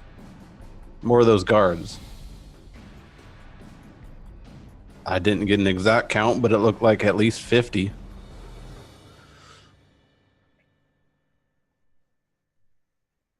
Alan, Nabaru, have you any idea about these tieflings? Why they could be here? What? No clue.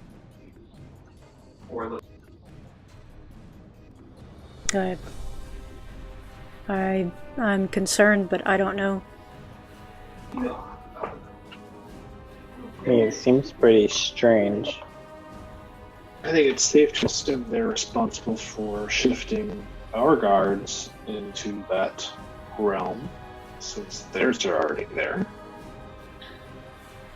There's a pretty good chance that is the case. They're talking about being enlightened by Diamond and that we were not. And let me tell you something. I was enlightened when my sword did nothing to him. That was enlightened.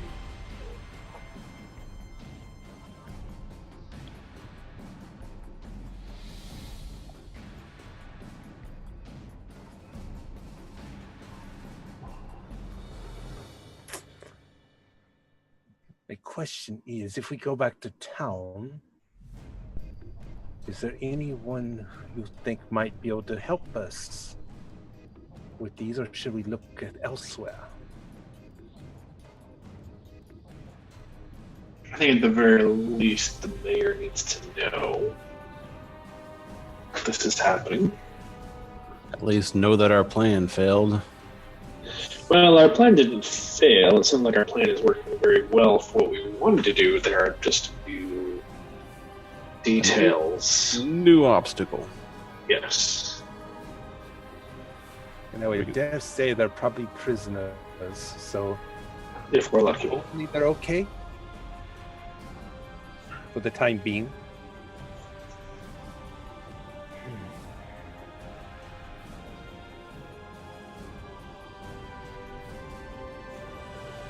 Was there a church in that town?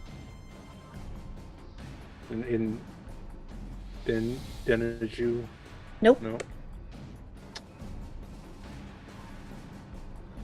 I was just wonder where we could look maybe for some more info about this diamond. Alan, what would you suggest?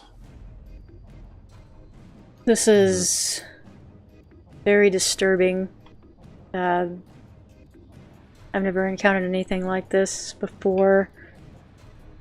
But you said you seen similar in Tomato, led by Iriana? They came, they dropped off a box, and they left. So presumably a prisoner. Potentially what they did with these as well.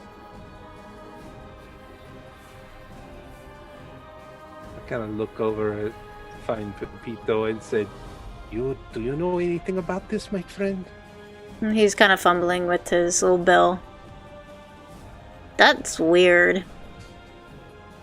I ain't messing with that. Mm-mm. It is weird indeed.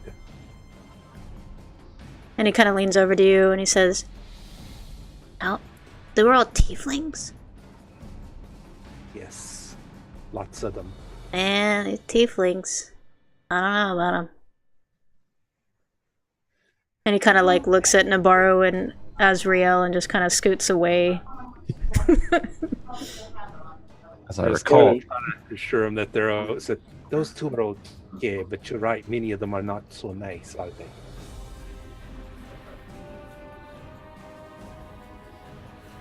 Nabarro and Azrael, do you know anything about this deity Diamond?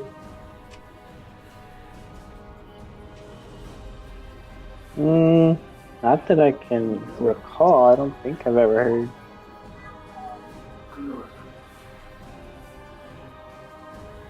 did you spend much time in the Tiefling land? It's been a long time.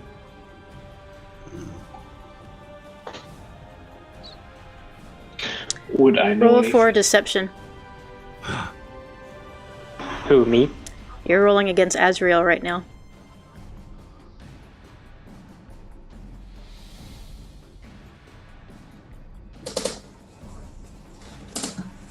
She rolled a 19. She looks you dead in the eye and says, "You liar." And Calvin will gasp audibly as well. Azriel Well, looks, what do you know about this? "I told you, Diamond's been there for years. There's no way you've been from the Tiefling area. I escaped from there, and you said you escaped when we first met."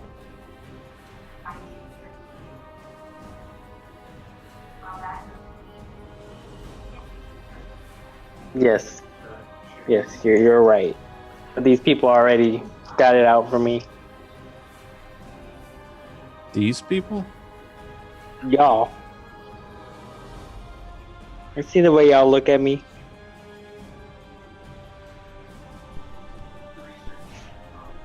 I don't understand. I look at you with admiration and I'm amazed.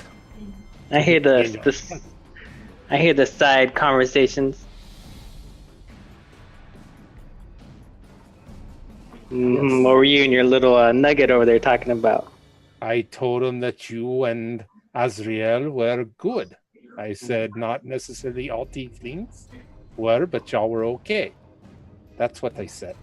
Is that not true? Can we not trust you? You can trust me, that's why I escaped. Do you have some sort of feud with the Did you Tiefling? escape from? I just didn't agree with a lot of things the tieflings did. Yes.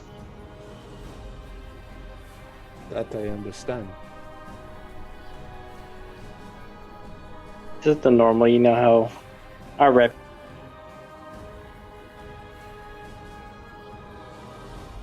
Is what they're doing possibly related to these tieflings here?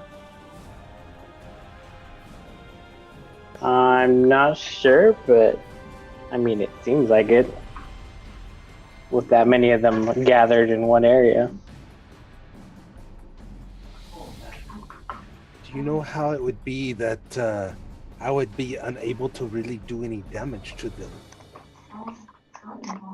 Is there some sort of ability that y'all have when y'all gather in groups, or some priests that do something to cause that, or?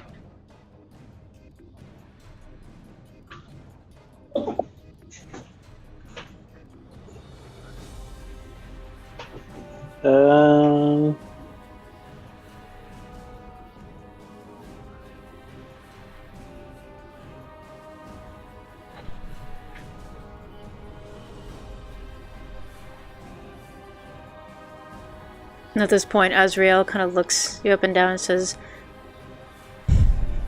when we first met, you said you were escaping their unrighteousness. Is there anything that you saw? I escaped because of the same reason. Sorry, I'm going Swedish and she's British. I escaped them because she's a mad woman, that Diamond god.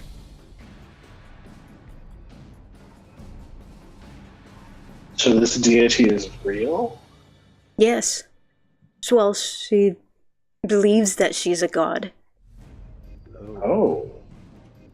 That's almost worse. She came to us years ago, and it's been horror. She's turned the best people into nightmares. I take it she's what caused Ariana to be Ariana. Yes. Yes. Is Diamond another tiefling? What? Is Diamond another tiefling? I don't believe so. I don't know. I've never gotten that close to her, but nothing that wicked could ever be beautiful. Do you have any ideas what these tieflings are doing here? I assume they're doing what they did to us. And what did they do to you? Turn people bad. I hate to...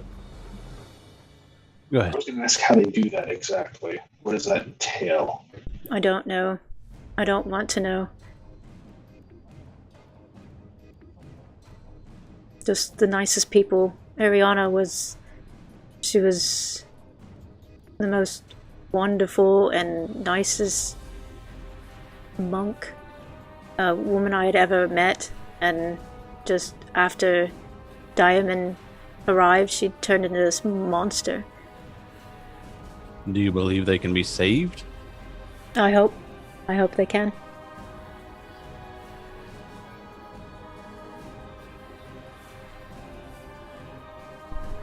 Well, clearly stabbing them does not seem to do much good. Do you have any other suggestions on how to get past this group?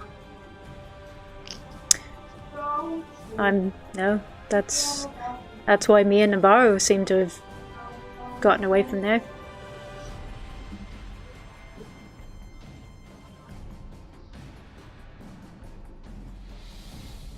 Maybe singling them out is the only way I could think of.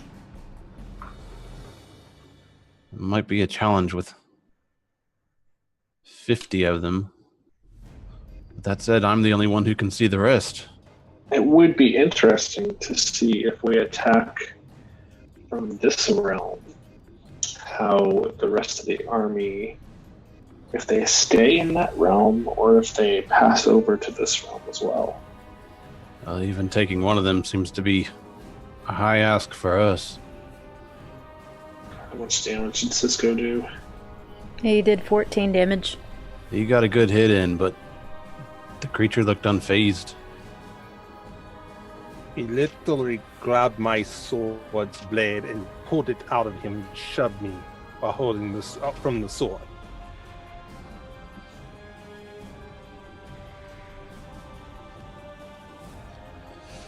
I think attempting an attack is a bit too risky.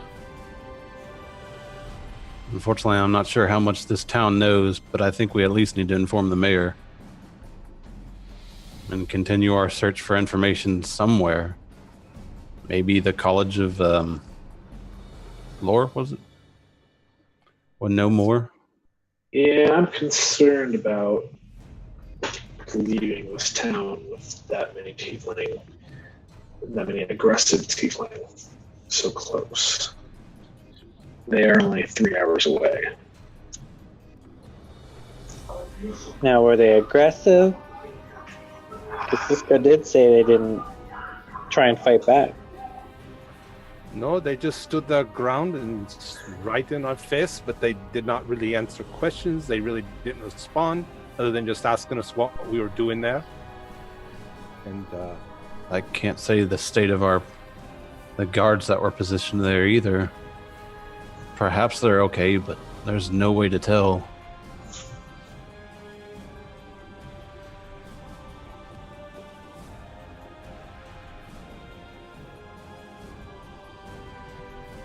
but I agree, we cannot take them on. So we need to. The only solution that I can think of is with Calvin. We must go let the mayor know, and then maybe he'll have an idea where we can go find help. Alan, do you have any ideas for how to get help quickly?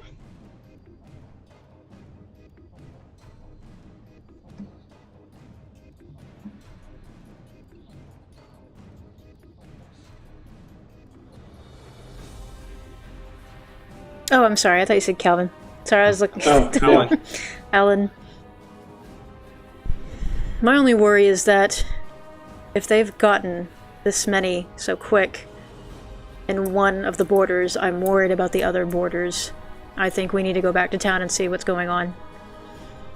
I would agree with that. Would contacting the mayor of Tomato help at all? I don't know how we can get any past that. I don't know how we could get past that. I do have the ability to talk to others in a great distance. That might work. Right. I will cast that spell sending again and send the message to the Tomato Mayor that while traveling with Alan, came across a group of tieflings cloaked in red. Give her a number.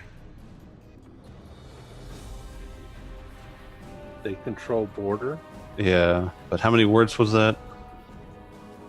10. While traveling with Alan, came across tieflings cloaked in red.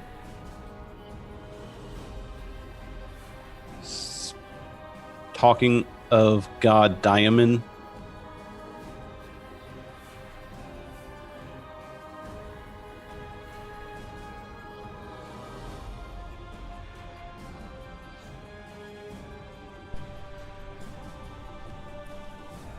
On border to human lands.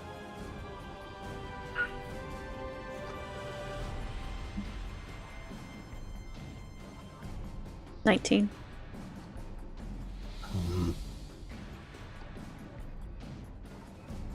To maybe the realm and how many there were. About 50.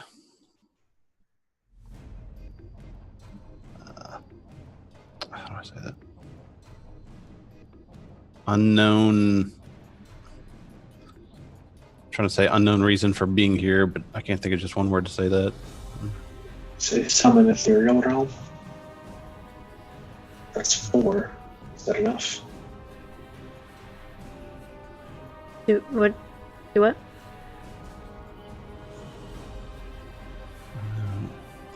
I'm trying to think of a word. I can't remember.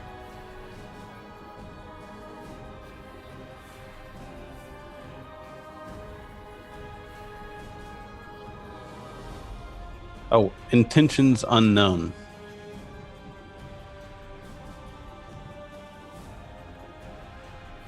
$23. I think that's good. Okay. Oh, and be careful at the end.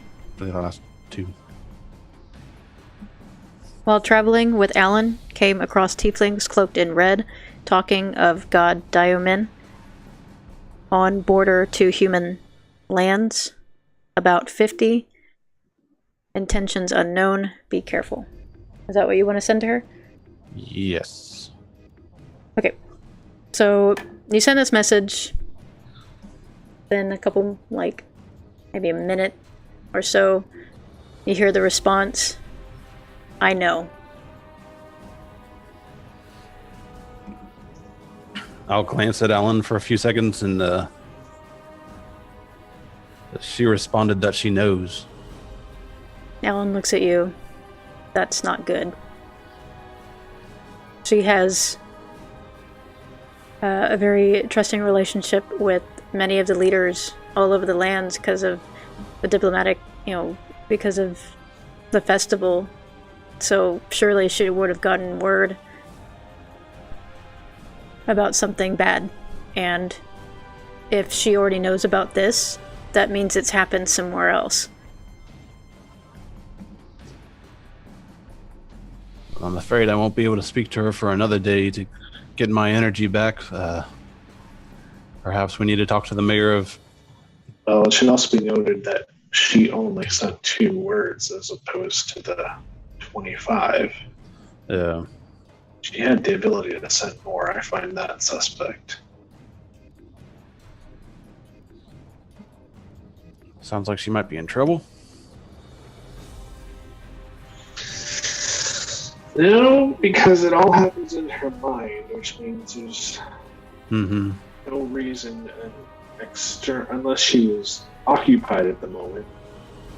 External causes wouldn't prevent her from sending a longer message.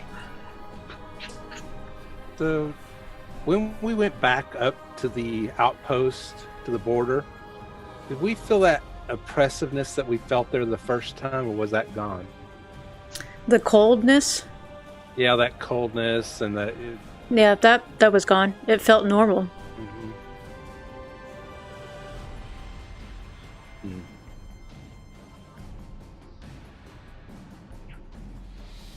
Interesting. We certainly need to talk to some officials about this. Certainly let the mayor know that what seems to be going on here, and that Tomato itself may be in danger as well. Yes, let's definitely start there. And we need to probably move as quick as we can. Can we travel back and take a break as well? Mm-hmm. Yeah. So y'all are heading back to Denizal? Or are you going into Tomato? You gonna try? Is there a way to Tomato with the wall there? Or are you gonna try? We can try to climb over it, but that would... if we wanted to go there. Well, let's go ahead and take a break while y'all ponder that. I'm not gonna move you. We'll take about a 5-minute break right now, and then we'll see what y'all decide when you get back.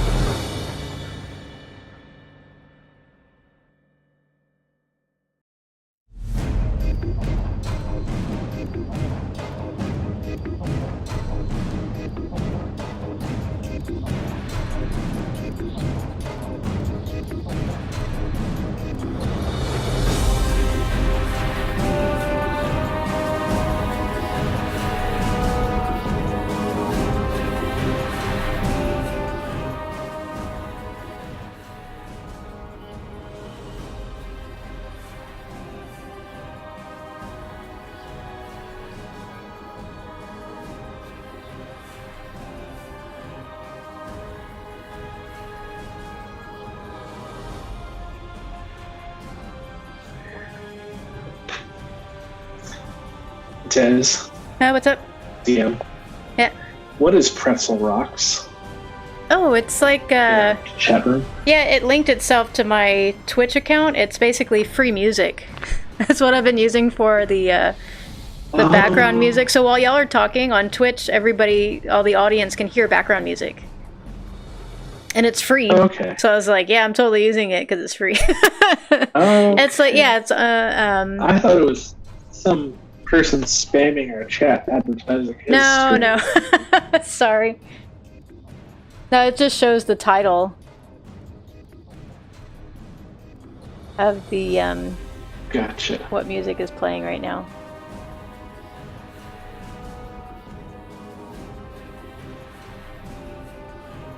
But right now it's like dark and ooh music. Dark and dangerous music right now.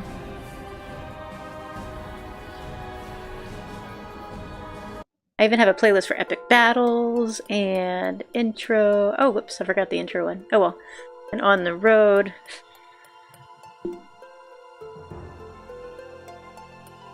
Okay. So, y'all were gonna decide if you're gonna try to go to Tomato or go back to Denizal to talk to the mayor. So which one were you thinking? I'm inclined to stay the Denizal mayor because he doesn't have a clue what's going on. The mayor of Tomato knows what's going on. Yes, it's late, so maybe we go there. Yeah, it's talk to about him and leave in the morning. it's 11 p.m. right now.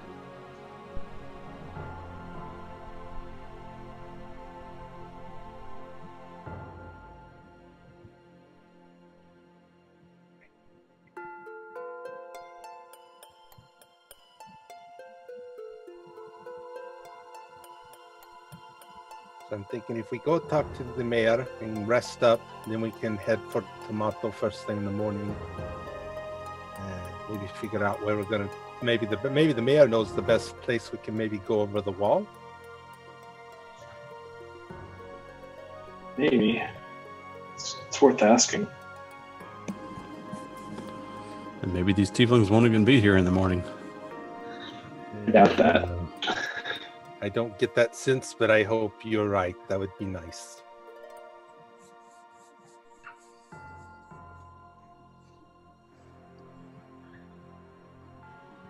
Y'all are going back to town? Yes.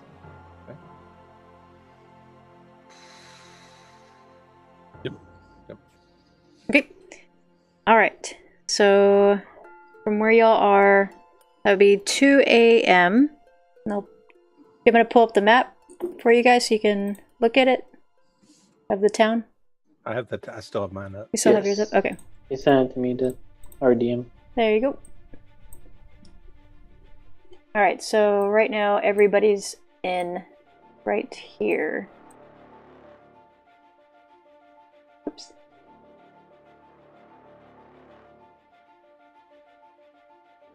And it's 2 a.m. in the morning. Daylight savings. Anything feel odd about this place? Your perception check. Still on edge from the last night. Pretty much. 23.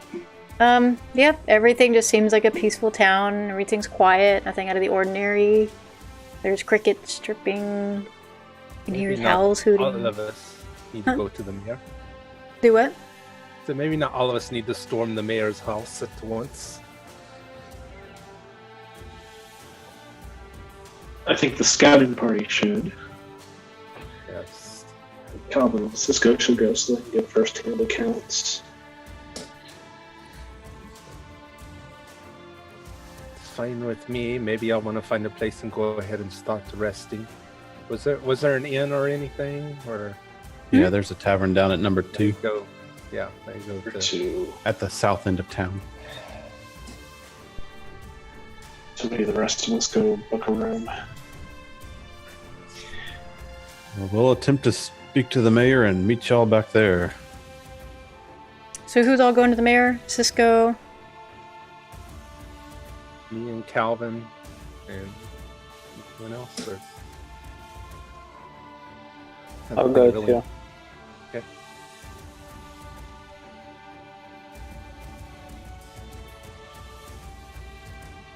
What do you want your companions to do? The rest of us are going to go get rooms for the evening. Yeah, I guess Grok will go get rooms for everyone. Where's the inn at? Number 2. Oh, okay. Oh, way down there. Is Pepito nearby? Hmm. He's kind of rubbing his eyes. Yeah, he's probably go right to sleep if you put him somewhere where he can sleep. I'll pick him up, kind of wrap him in my. Do well, do a dexterity. okay.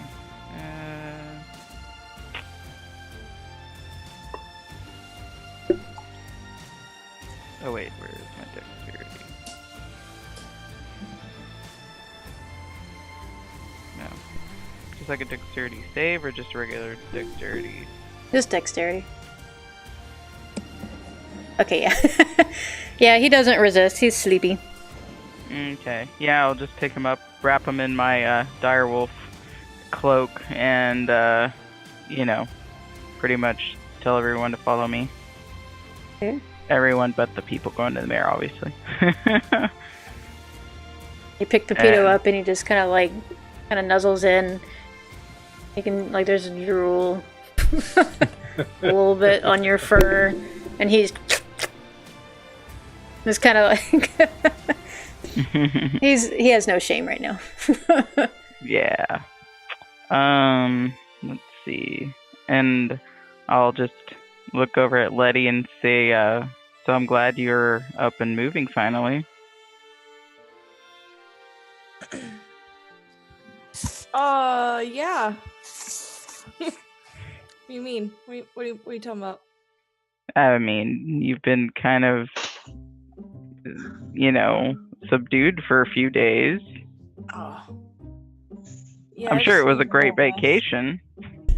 Yeah, I just needed a rest, for my legs, and I do a lot of yoga. It's sore sometimes. So about that bed, though. Yeah, I'll get you one. I'm gonna go to the tavern keeper and ask him how much each room will be. Alrighty. You walk right into the inn. There he is. He is actually not there, but you do see a young lady, tiefling. She is red. She has a brown cloak, very fine clothes. It's odd that she would be working. Her clothes are very nice. I'm gonna say, good evening, miss. I need rooms for all my companions. How much is it per room? Oh, goodness. How many companions do we have today? I look over to Letty or whoever's around me and say, how many people do we have again? Like 10. Looks like 10 exactly. Yeah, I think so. 10? 10 people? Lucky for you, most of our drunkards just sleep on the tables, so all of our rooms are available. I heard what you're doing for the mayor. I think that deserves a discount. Per person, Where'd you hear 10. that from? The mayor came. He was asking Oh. for provisions from everybody. Okay. That's sweet of him. He's such a good man. He is. Mm-hmm. Since y'all are helping him, let's just do 5 gold pieces. Per person. Per person. Trying to do the math in my head. Let's see. I know how much it is in total, but I'm trying to see how many rooms we could share. He says we have 7 rooms.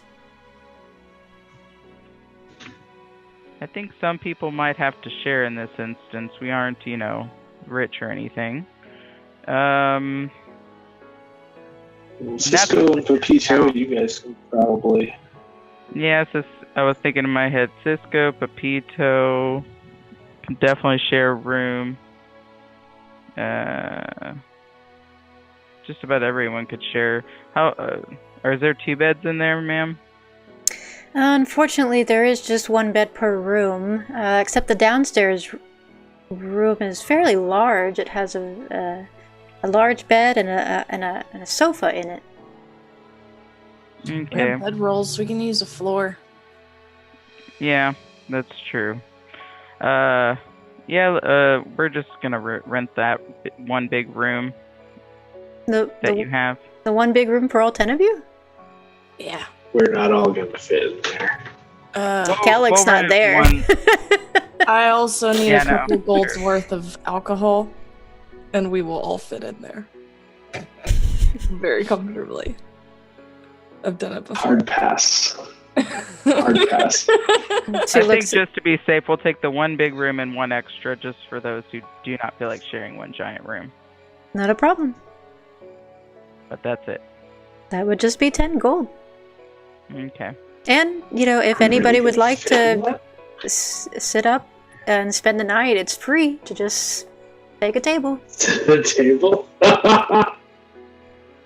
I think we need a little more rest than that. Okay. So 2 rooms. That's 10 gold, please. All right.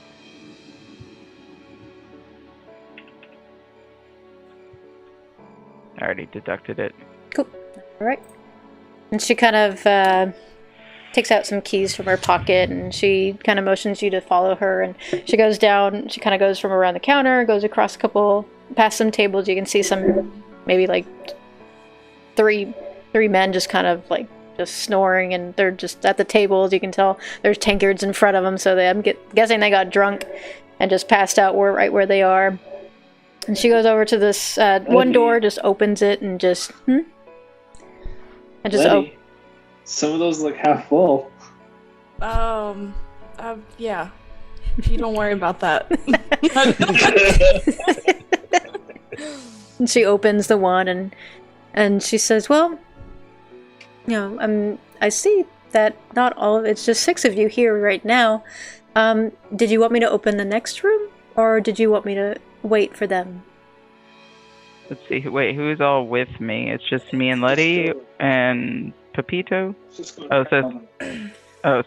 and Calic are also there with me. No, Cisco's with us, but Nabaru, Travis. Calvin are the ones that the mayor, everyone else is. So the 4 that are not there are Cisco, Calvin, Nabarro, and Alan. Those 4 are at the mayor's right now.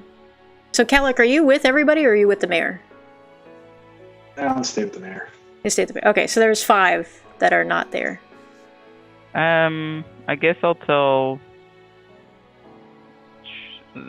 Alan. I'll just I'll say Travis and Letty, you're gonna sleep down here in the big room with us, and then I tell Alan to go to the other room, and tell others as they come in and that they can pick from the 2 rooms. Alan's not there. Oh, he's not. Okay. No, Alan's with the group. it's So Travis. who you have is Letty, Travis, Pepito. You just have 4, so there's only 9 of you? Yeah. Oh, it should be 10 of us. There is. I'm sorry, Azriel. Yeah. Oh, that's You right, have that's Azriel with you. That's who I was forgetting. Yep. You have Azriel, Pepito, Travis, Letty with you. Okay. Well, all of us will go ahead and go down to the big room, and I'll just tell her hold the other room for the others when they come back.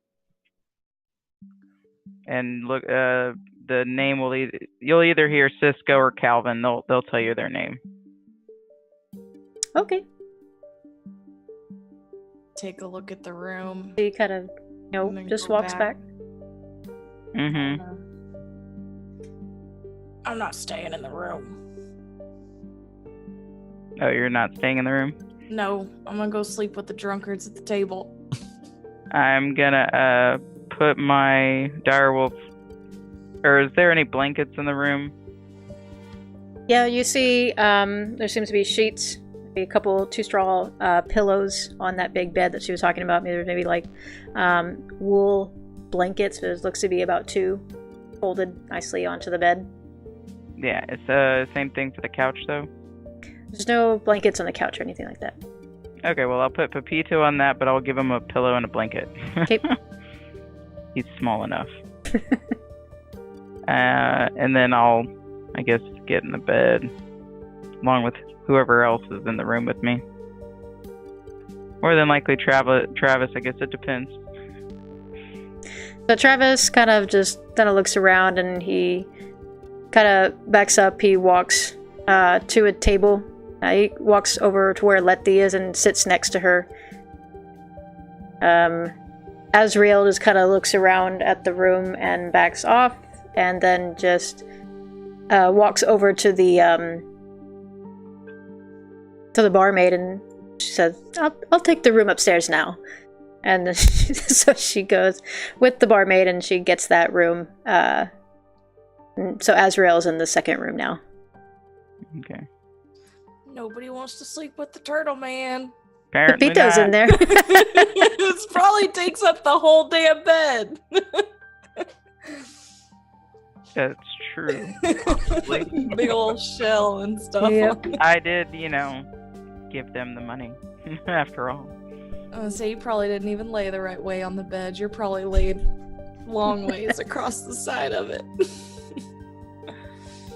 Maybe. Yeah, I guess we're chilling now. Mm-hmm.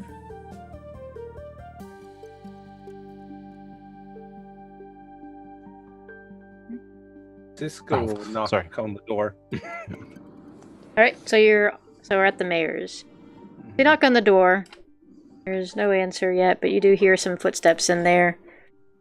And maybe a little short time goes by, and you kind of see a lantern in the window kind of go on, so a light comes on, and the door kind of creaks open. You can see that maid from before. She kind of says, "Oh, you're here to see the mayor." Yes, we desperately need to talk to him. "Oh, okay." And she kind of rubs some sleep out of her eyes. I'll go wake him. Just stay in that there's some tables and chairs, and feel free when you look in on the right side, there's that big room with the table and chairs. That's where she lit the light. So go ahead and just stay in there, please, and I'll go get him right away. And she opens the door further. She hurries upstairs. Ellen follows you. Hurries upstairs. You hear a knock on the door, and you hear some mumbling, some talking, and then you, very shortly after that, maybe like a minute goes by, and you hear running kind of footsteps running down the stairs, and you see the mayor. He's in a robe. He just comes straight down. No shoes, no slippers. He just comes straight to where you are. We apologize for waking you up this hour, but we have findings to tell you, and unfortunately they're not good ones. We attempted to reach the guards, but when we got there, there were 4 red tieflings, cloaked in red, that prevented us from approaching the area. Do you know anything about these red tieflings? No. I sent out a messenger to try to let the ruler of this country know what's going on, and but I haven't received any word back. I haven't heard anything. The more concerning part was when I used this cloak to attempt to reach the guards. All of a sudden, there were 50 more tieflings, and no trace of the guards. You can kind of see his face start to sweat a little bit. You can see a little sweat coming from his pores, and his hand starts to tremble a little bit. And the bad news does not stop there. I attempted to contact the mayor of Tomato through magical means, and she apparently already knows about this danger, but that's all she let on. At this point, he just kind of looks down, and you can hear him breathe very shallow, like it's kind of loud breathing, but like a wheezing, like, and he just drops to his knees. He puts his hands in his face in his hands. Cisco kind of goes over and kind of puts his arm on her shoulder and kind of just pats his back and said, "Dad, it's okay. We'll figure this out. Just take a breath." He said, I'm sorry. No, that's quite all right. Unfortunately, we're at a loss on where to go now. He just kind of shakes his head. Just his eyes are fixed at this point. He's not even blinking. They did refer to the god Diamond, which is apparently a tiefling god on the rise. And I can speak from experience, when I tried to stab it, it did nothing, barely scratched it. So there's some sort of magic afoot or something. He kind of... You say diamond? Yes, that is, I believe, what he said. At this point, he stands up and he calls...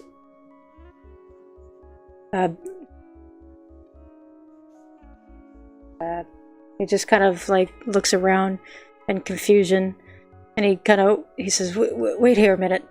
And he kind of goes off into kind of a darkness, and you hear some talking and a door opening and a door closing, and he comes shortly, maybe about 5 minutes later, and you see the servant, one of the butlers before, kind of putting on his robe as he's coming, and the butler just kind of looks worried, and both of them are coming right toward you, and the mayor says, "We need to go to the inn."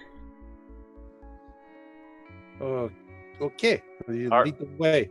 Our companions are already there. Are they in danger? I hope not.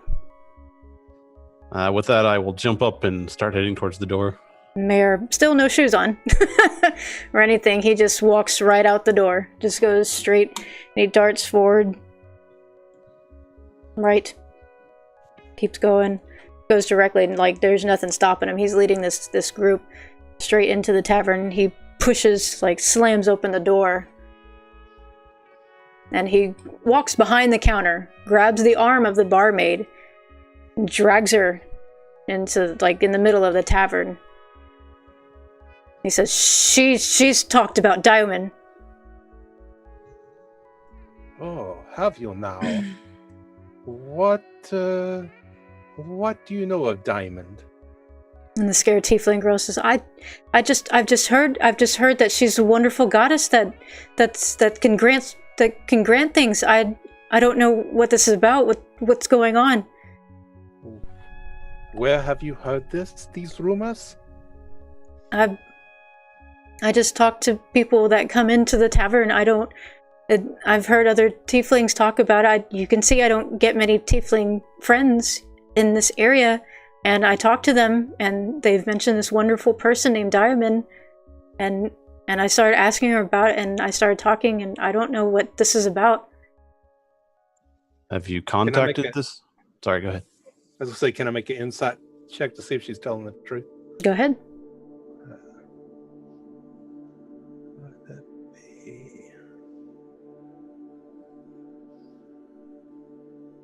So as you're watching her and, her nervous words, you can tell that as for a person that's speaking in a very nervous tone, her body is not shaking at all.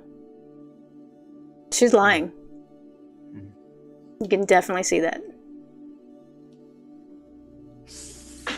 So you hear she's this great, nice person, but you don't have many tiefling friends. I have a couple of tiefling friends, and I can say both of them know she's not a very nice person. So I find that very interesting.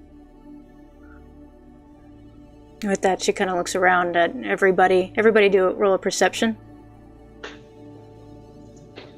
Yeah, and he's ready in case she tries to bolt.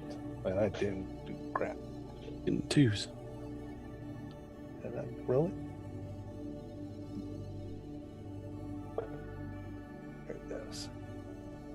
Oh.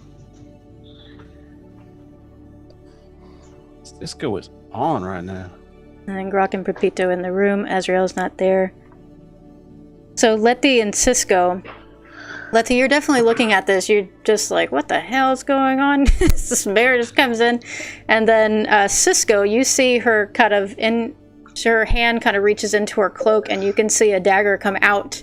I just, as soon as she starts moving, I said, I would put your hand back where it was. And I'll draw out my foil as she does it. That's all you do? Huh? Well, I hold it out you like pull I'm your gonna sword run out. her through. Okay. I don't actually stab her, though. I just said, tell her to put her hand back. And she smiles and she looks at all of you and she stabs herself. She takes the knife and directly into her stomach. And right there, that's where we will end for this evening. No. I should have ordered some ale and popcorn. It's a motherfucking show in here. Bar's closed. Bar's closed. The ale might be free right now. Yeah, I knew there was a reason I didn't want to sleep in the room. Cool. Okay. All right. We met our first suicide cult. We're growing. We're meeting people. Y'all are finding out a lot more, though. Why is it that we end up killing people or they end up killing themselves when they're around? Yeah, I had nothing to do with this one. Cisco talked to her. She killed herself. Cool. Wait, I y'all were- swear I'm very charming. Grok, you thought you did bad. Yeah. Grok is like just snoozing. Well, I'm He's pretty got sure that he might have little been like asleep, bubble. maybe. Nose. Unless, I roll a perception to see if I hear commotion. Hmm. You said it happened. It's happened in the inn, right? Yeah. Should I go ahead and at least see if I woke up? Yeah, definitely probably do would have been that. talking pretty loudly. Because the mayor, he came in and he just started yelling at her. He grabbed her and started yelling. Yeah, you heard all that. Who has healing capabilities? Hey, I get my gold back. I do, but in the nature of the game, I don't think I should. Get your gold back from the That's what barman. Grok is going to do. As soon as he sees her on the floor, yep, Grok is going for his money. No mercy. He's like, oh, okay, cool. And just grabs the money. Where's the necromancer when you need I one? mean, Grok thought it was something weird, but he wasn't sure, so he was just too tired to mess with it. Or a priest that can speak with the dead. Yeah. All right, so next time let's pull the dagger out. Calvin will heal real quick. Here. I will just have to roll for Pepito and see if he sees it too. And I gotta roll for her just damage too. We'll just tie her to a chair and leave her in a room with Pepito. Get all the information we need. Oh, has that little boy still not found his parents?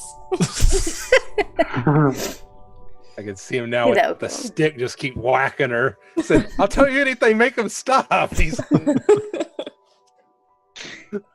All right.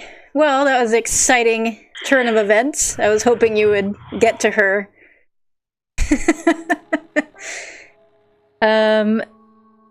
Cool. So next Monday, everybody's okay with 7 o'clock, and then that's the Puzzle Traveler, so we'll find out if the barmaid survived or not.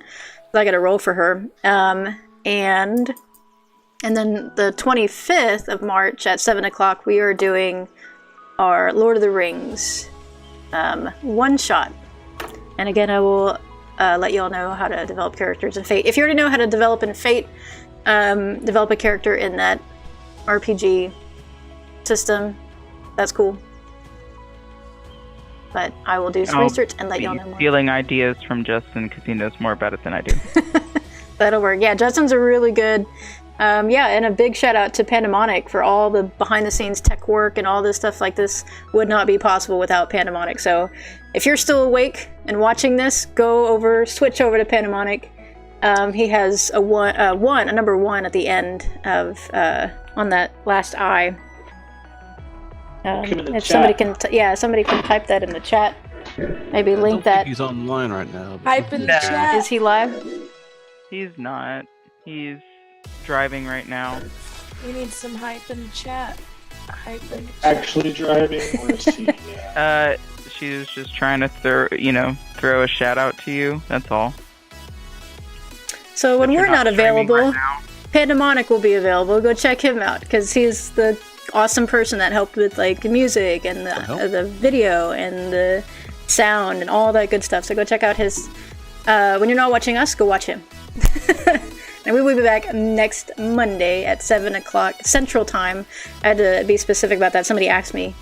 Time zone. So 7 o'clock Central Time.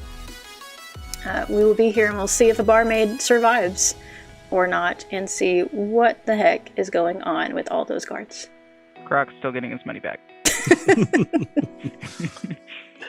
I did not ask for suicide in my end. You'll have a Wasn't nice sure if she evening. was dead, but he's still gonna get it back. Yeah, I don't even know if she's dead.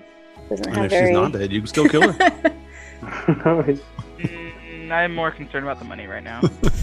Murder the winch. And maybe any extra money she might have on her. She I don't might. know. It said she was wearing nice clothes, so I think Letty needs a new change of clothes. She is wearing very nice Might be a good clothes. disguise. I had with a mentioned hole that. in the torso. Mm-hmm. Yeah, I mean, why not? She can sew it. Maybe a little blood on it, but As long as you have exact Disguise for change. Azrael. As long as you have exact change, you might be able to go to that general store. You see if he has some. I don't want to experience that horror again. Can we murder him next? Might as well. He didn't do anything wrong. Does he have a secret room in the That's back the that I problem. You light must. torches? Oh my god. By the time we're done with this town, everyone in it's going to be dead. Pretty much. Even the baker that gave y'all Nah, free he was pastries. Purely accidental, but yes. Oh, And We then leveled the up. next town. I'm Our sorry. explosions are only going to get larger. So we're blowing up. Notice how there's hasn't been any more gunpowder in other areas that I've yeah. let y'all be in. The word's already gotten out to avoid gunpowder around us. Now it has now. Even the tieflings don't have gunpowder with them. I'm pretty sure that torch was incinerated, buddy. No, because those things burn for a while.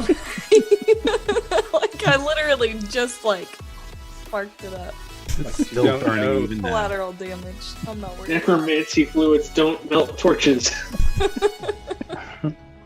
Don't know that the mayor actually contacted that mayor and said, warning, if you see them, keep the gunpowder away. That's why they sent Alan with us. They've set up those large tarps that they've painted to make it look like the road in the town keep going to prevent us from reaching it. All right. Yep. This was fun, guys. Yep. It was super fun. Yes. Well, have a nice evening. Be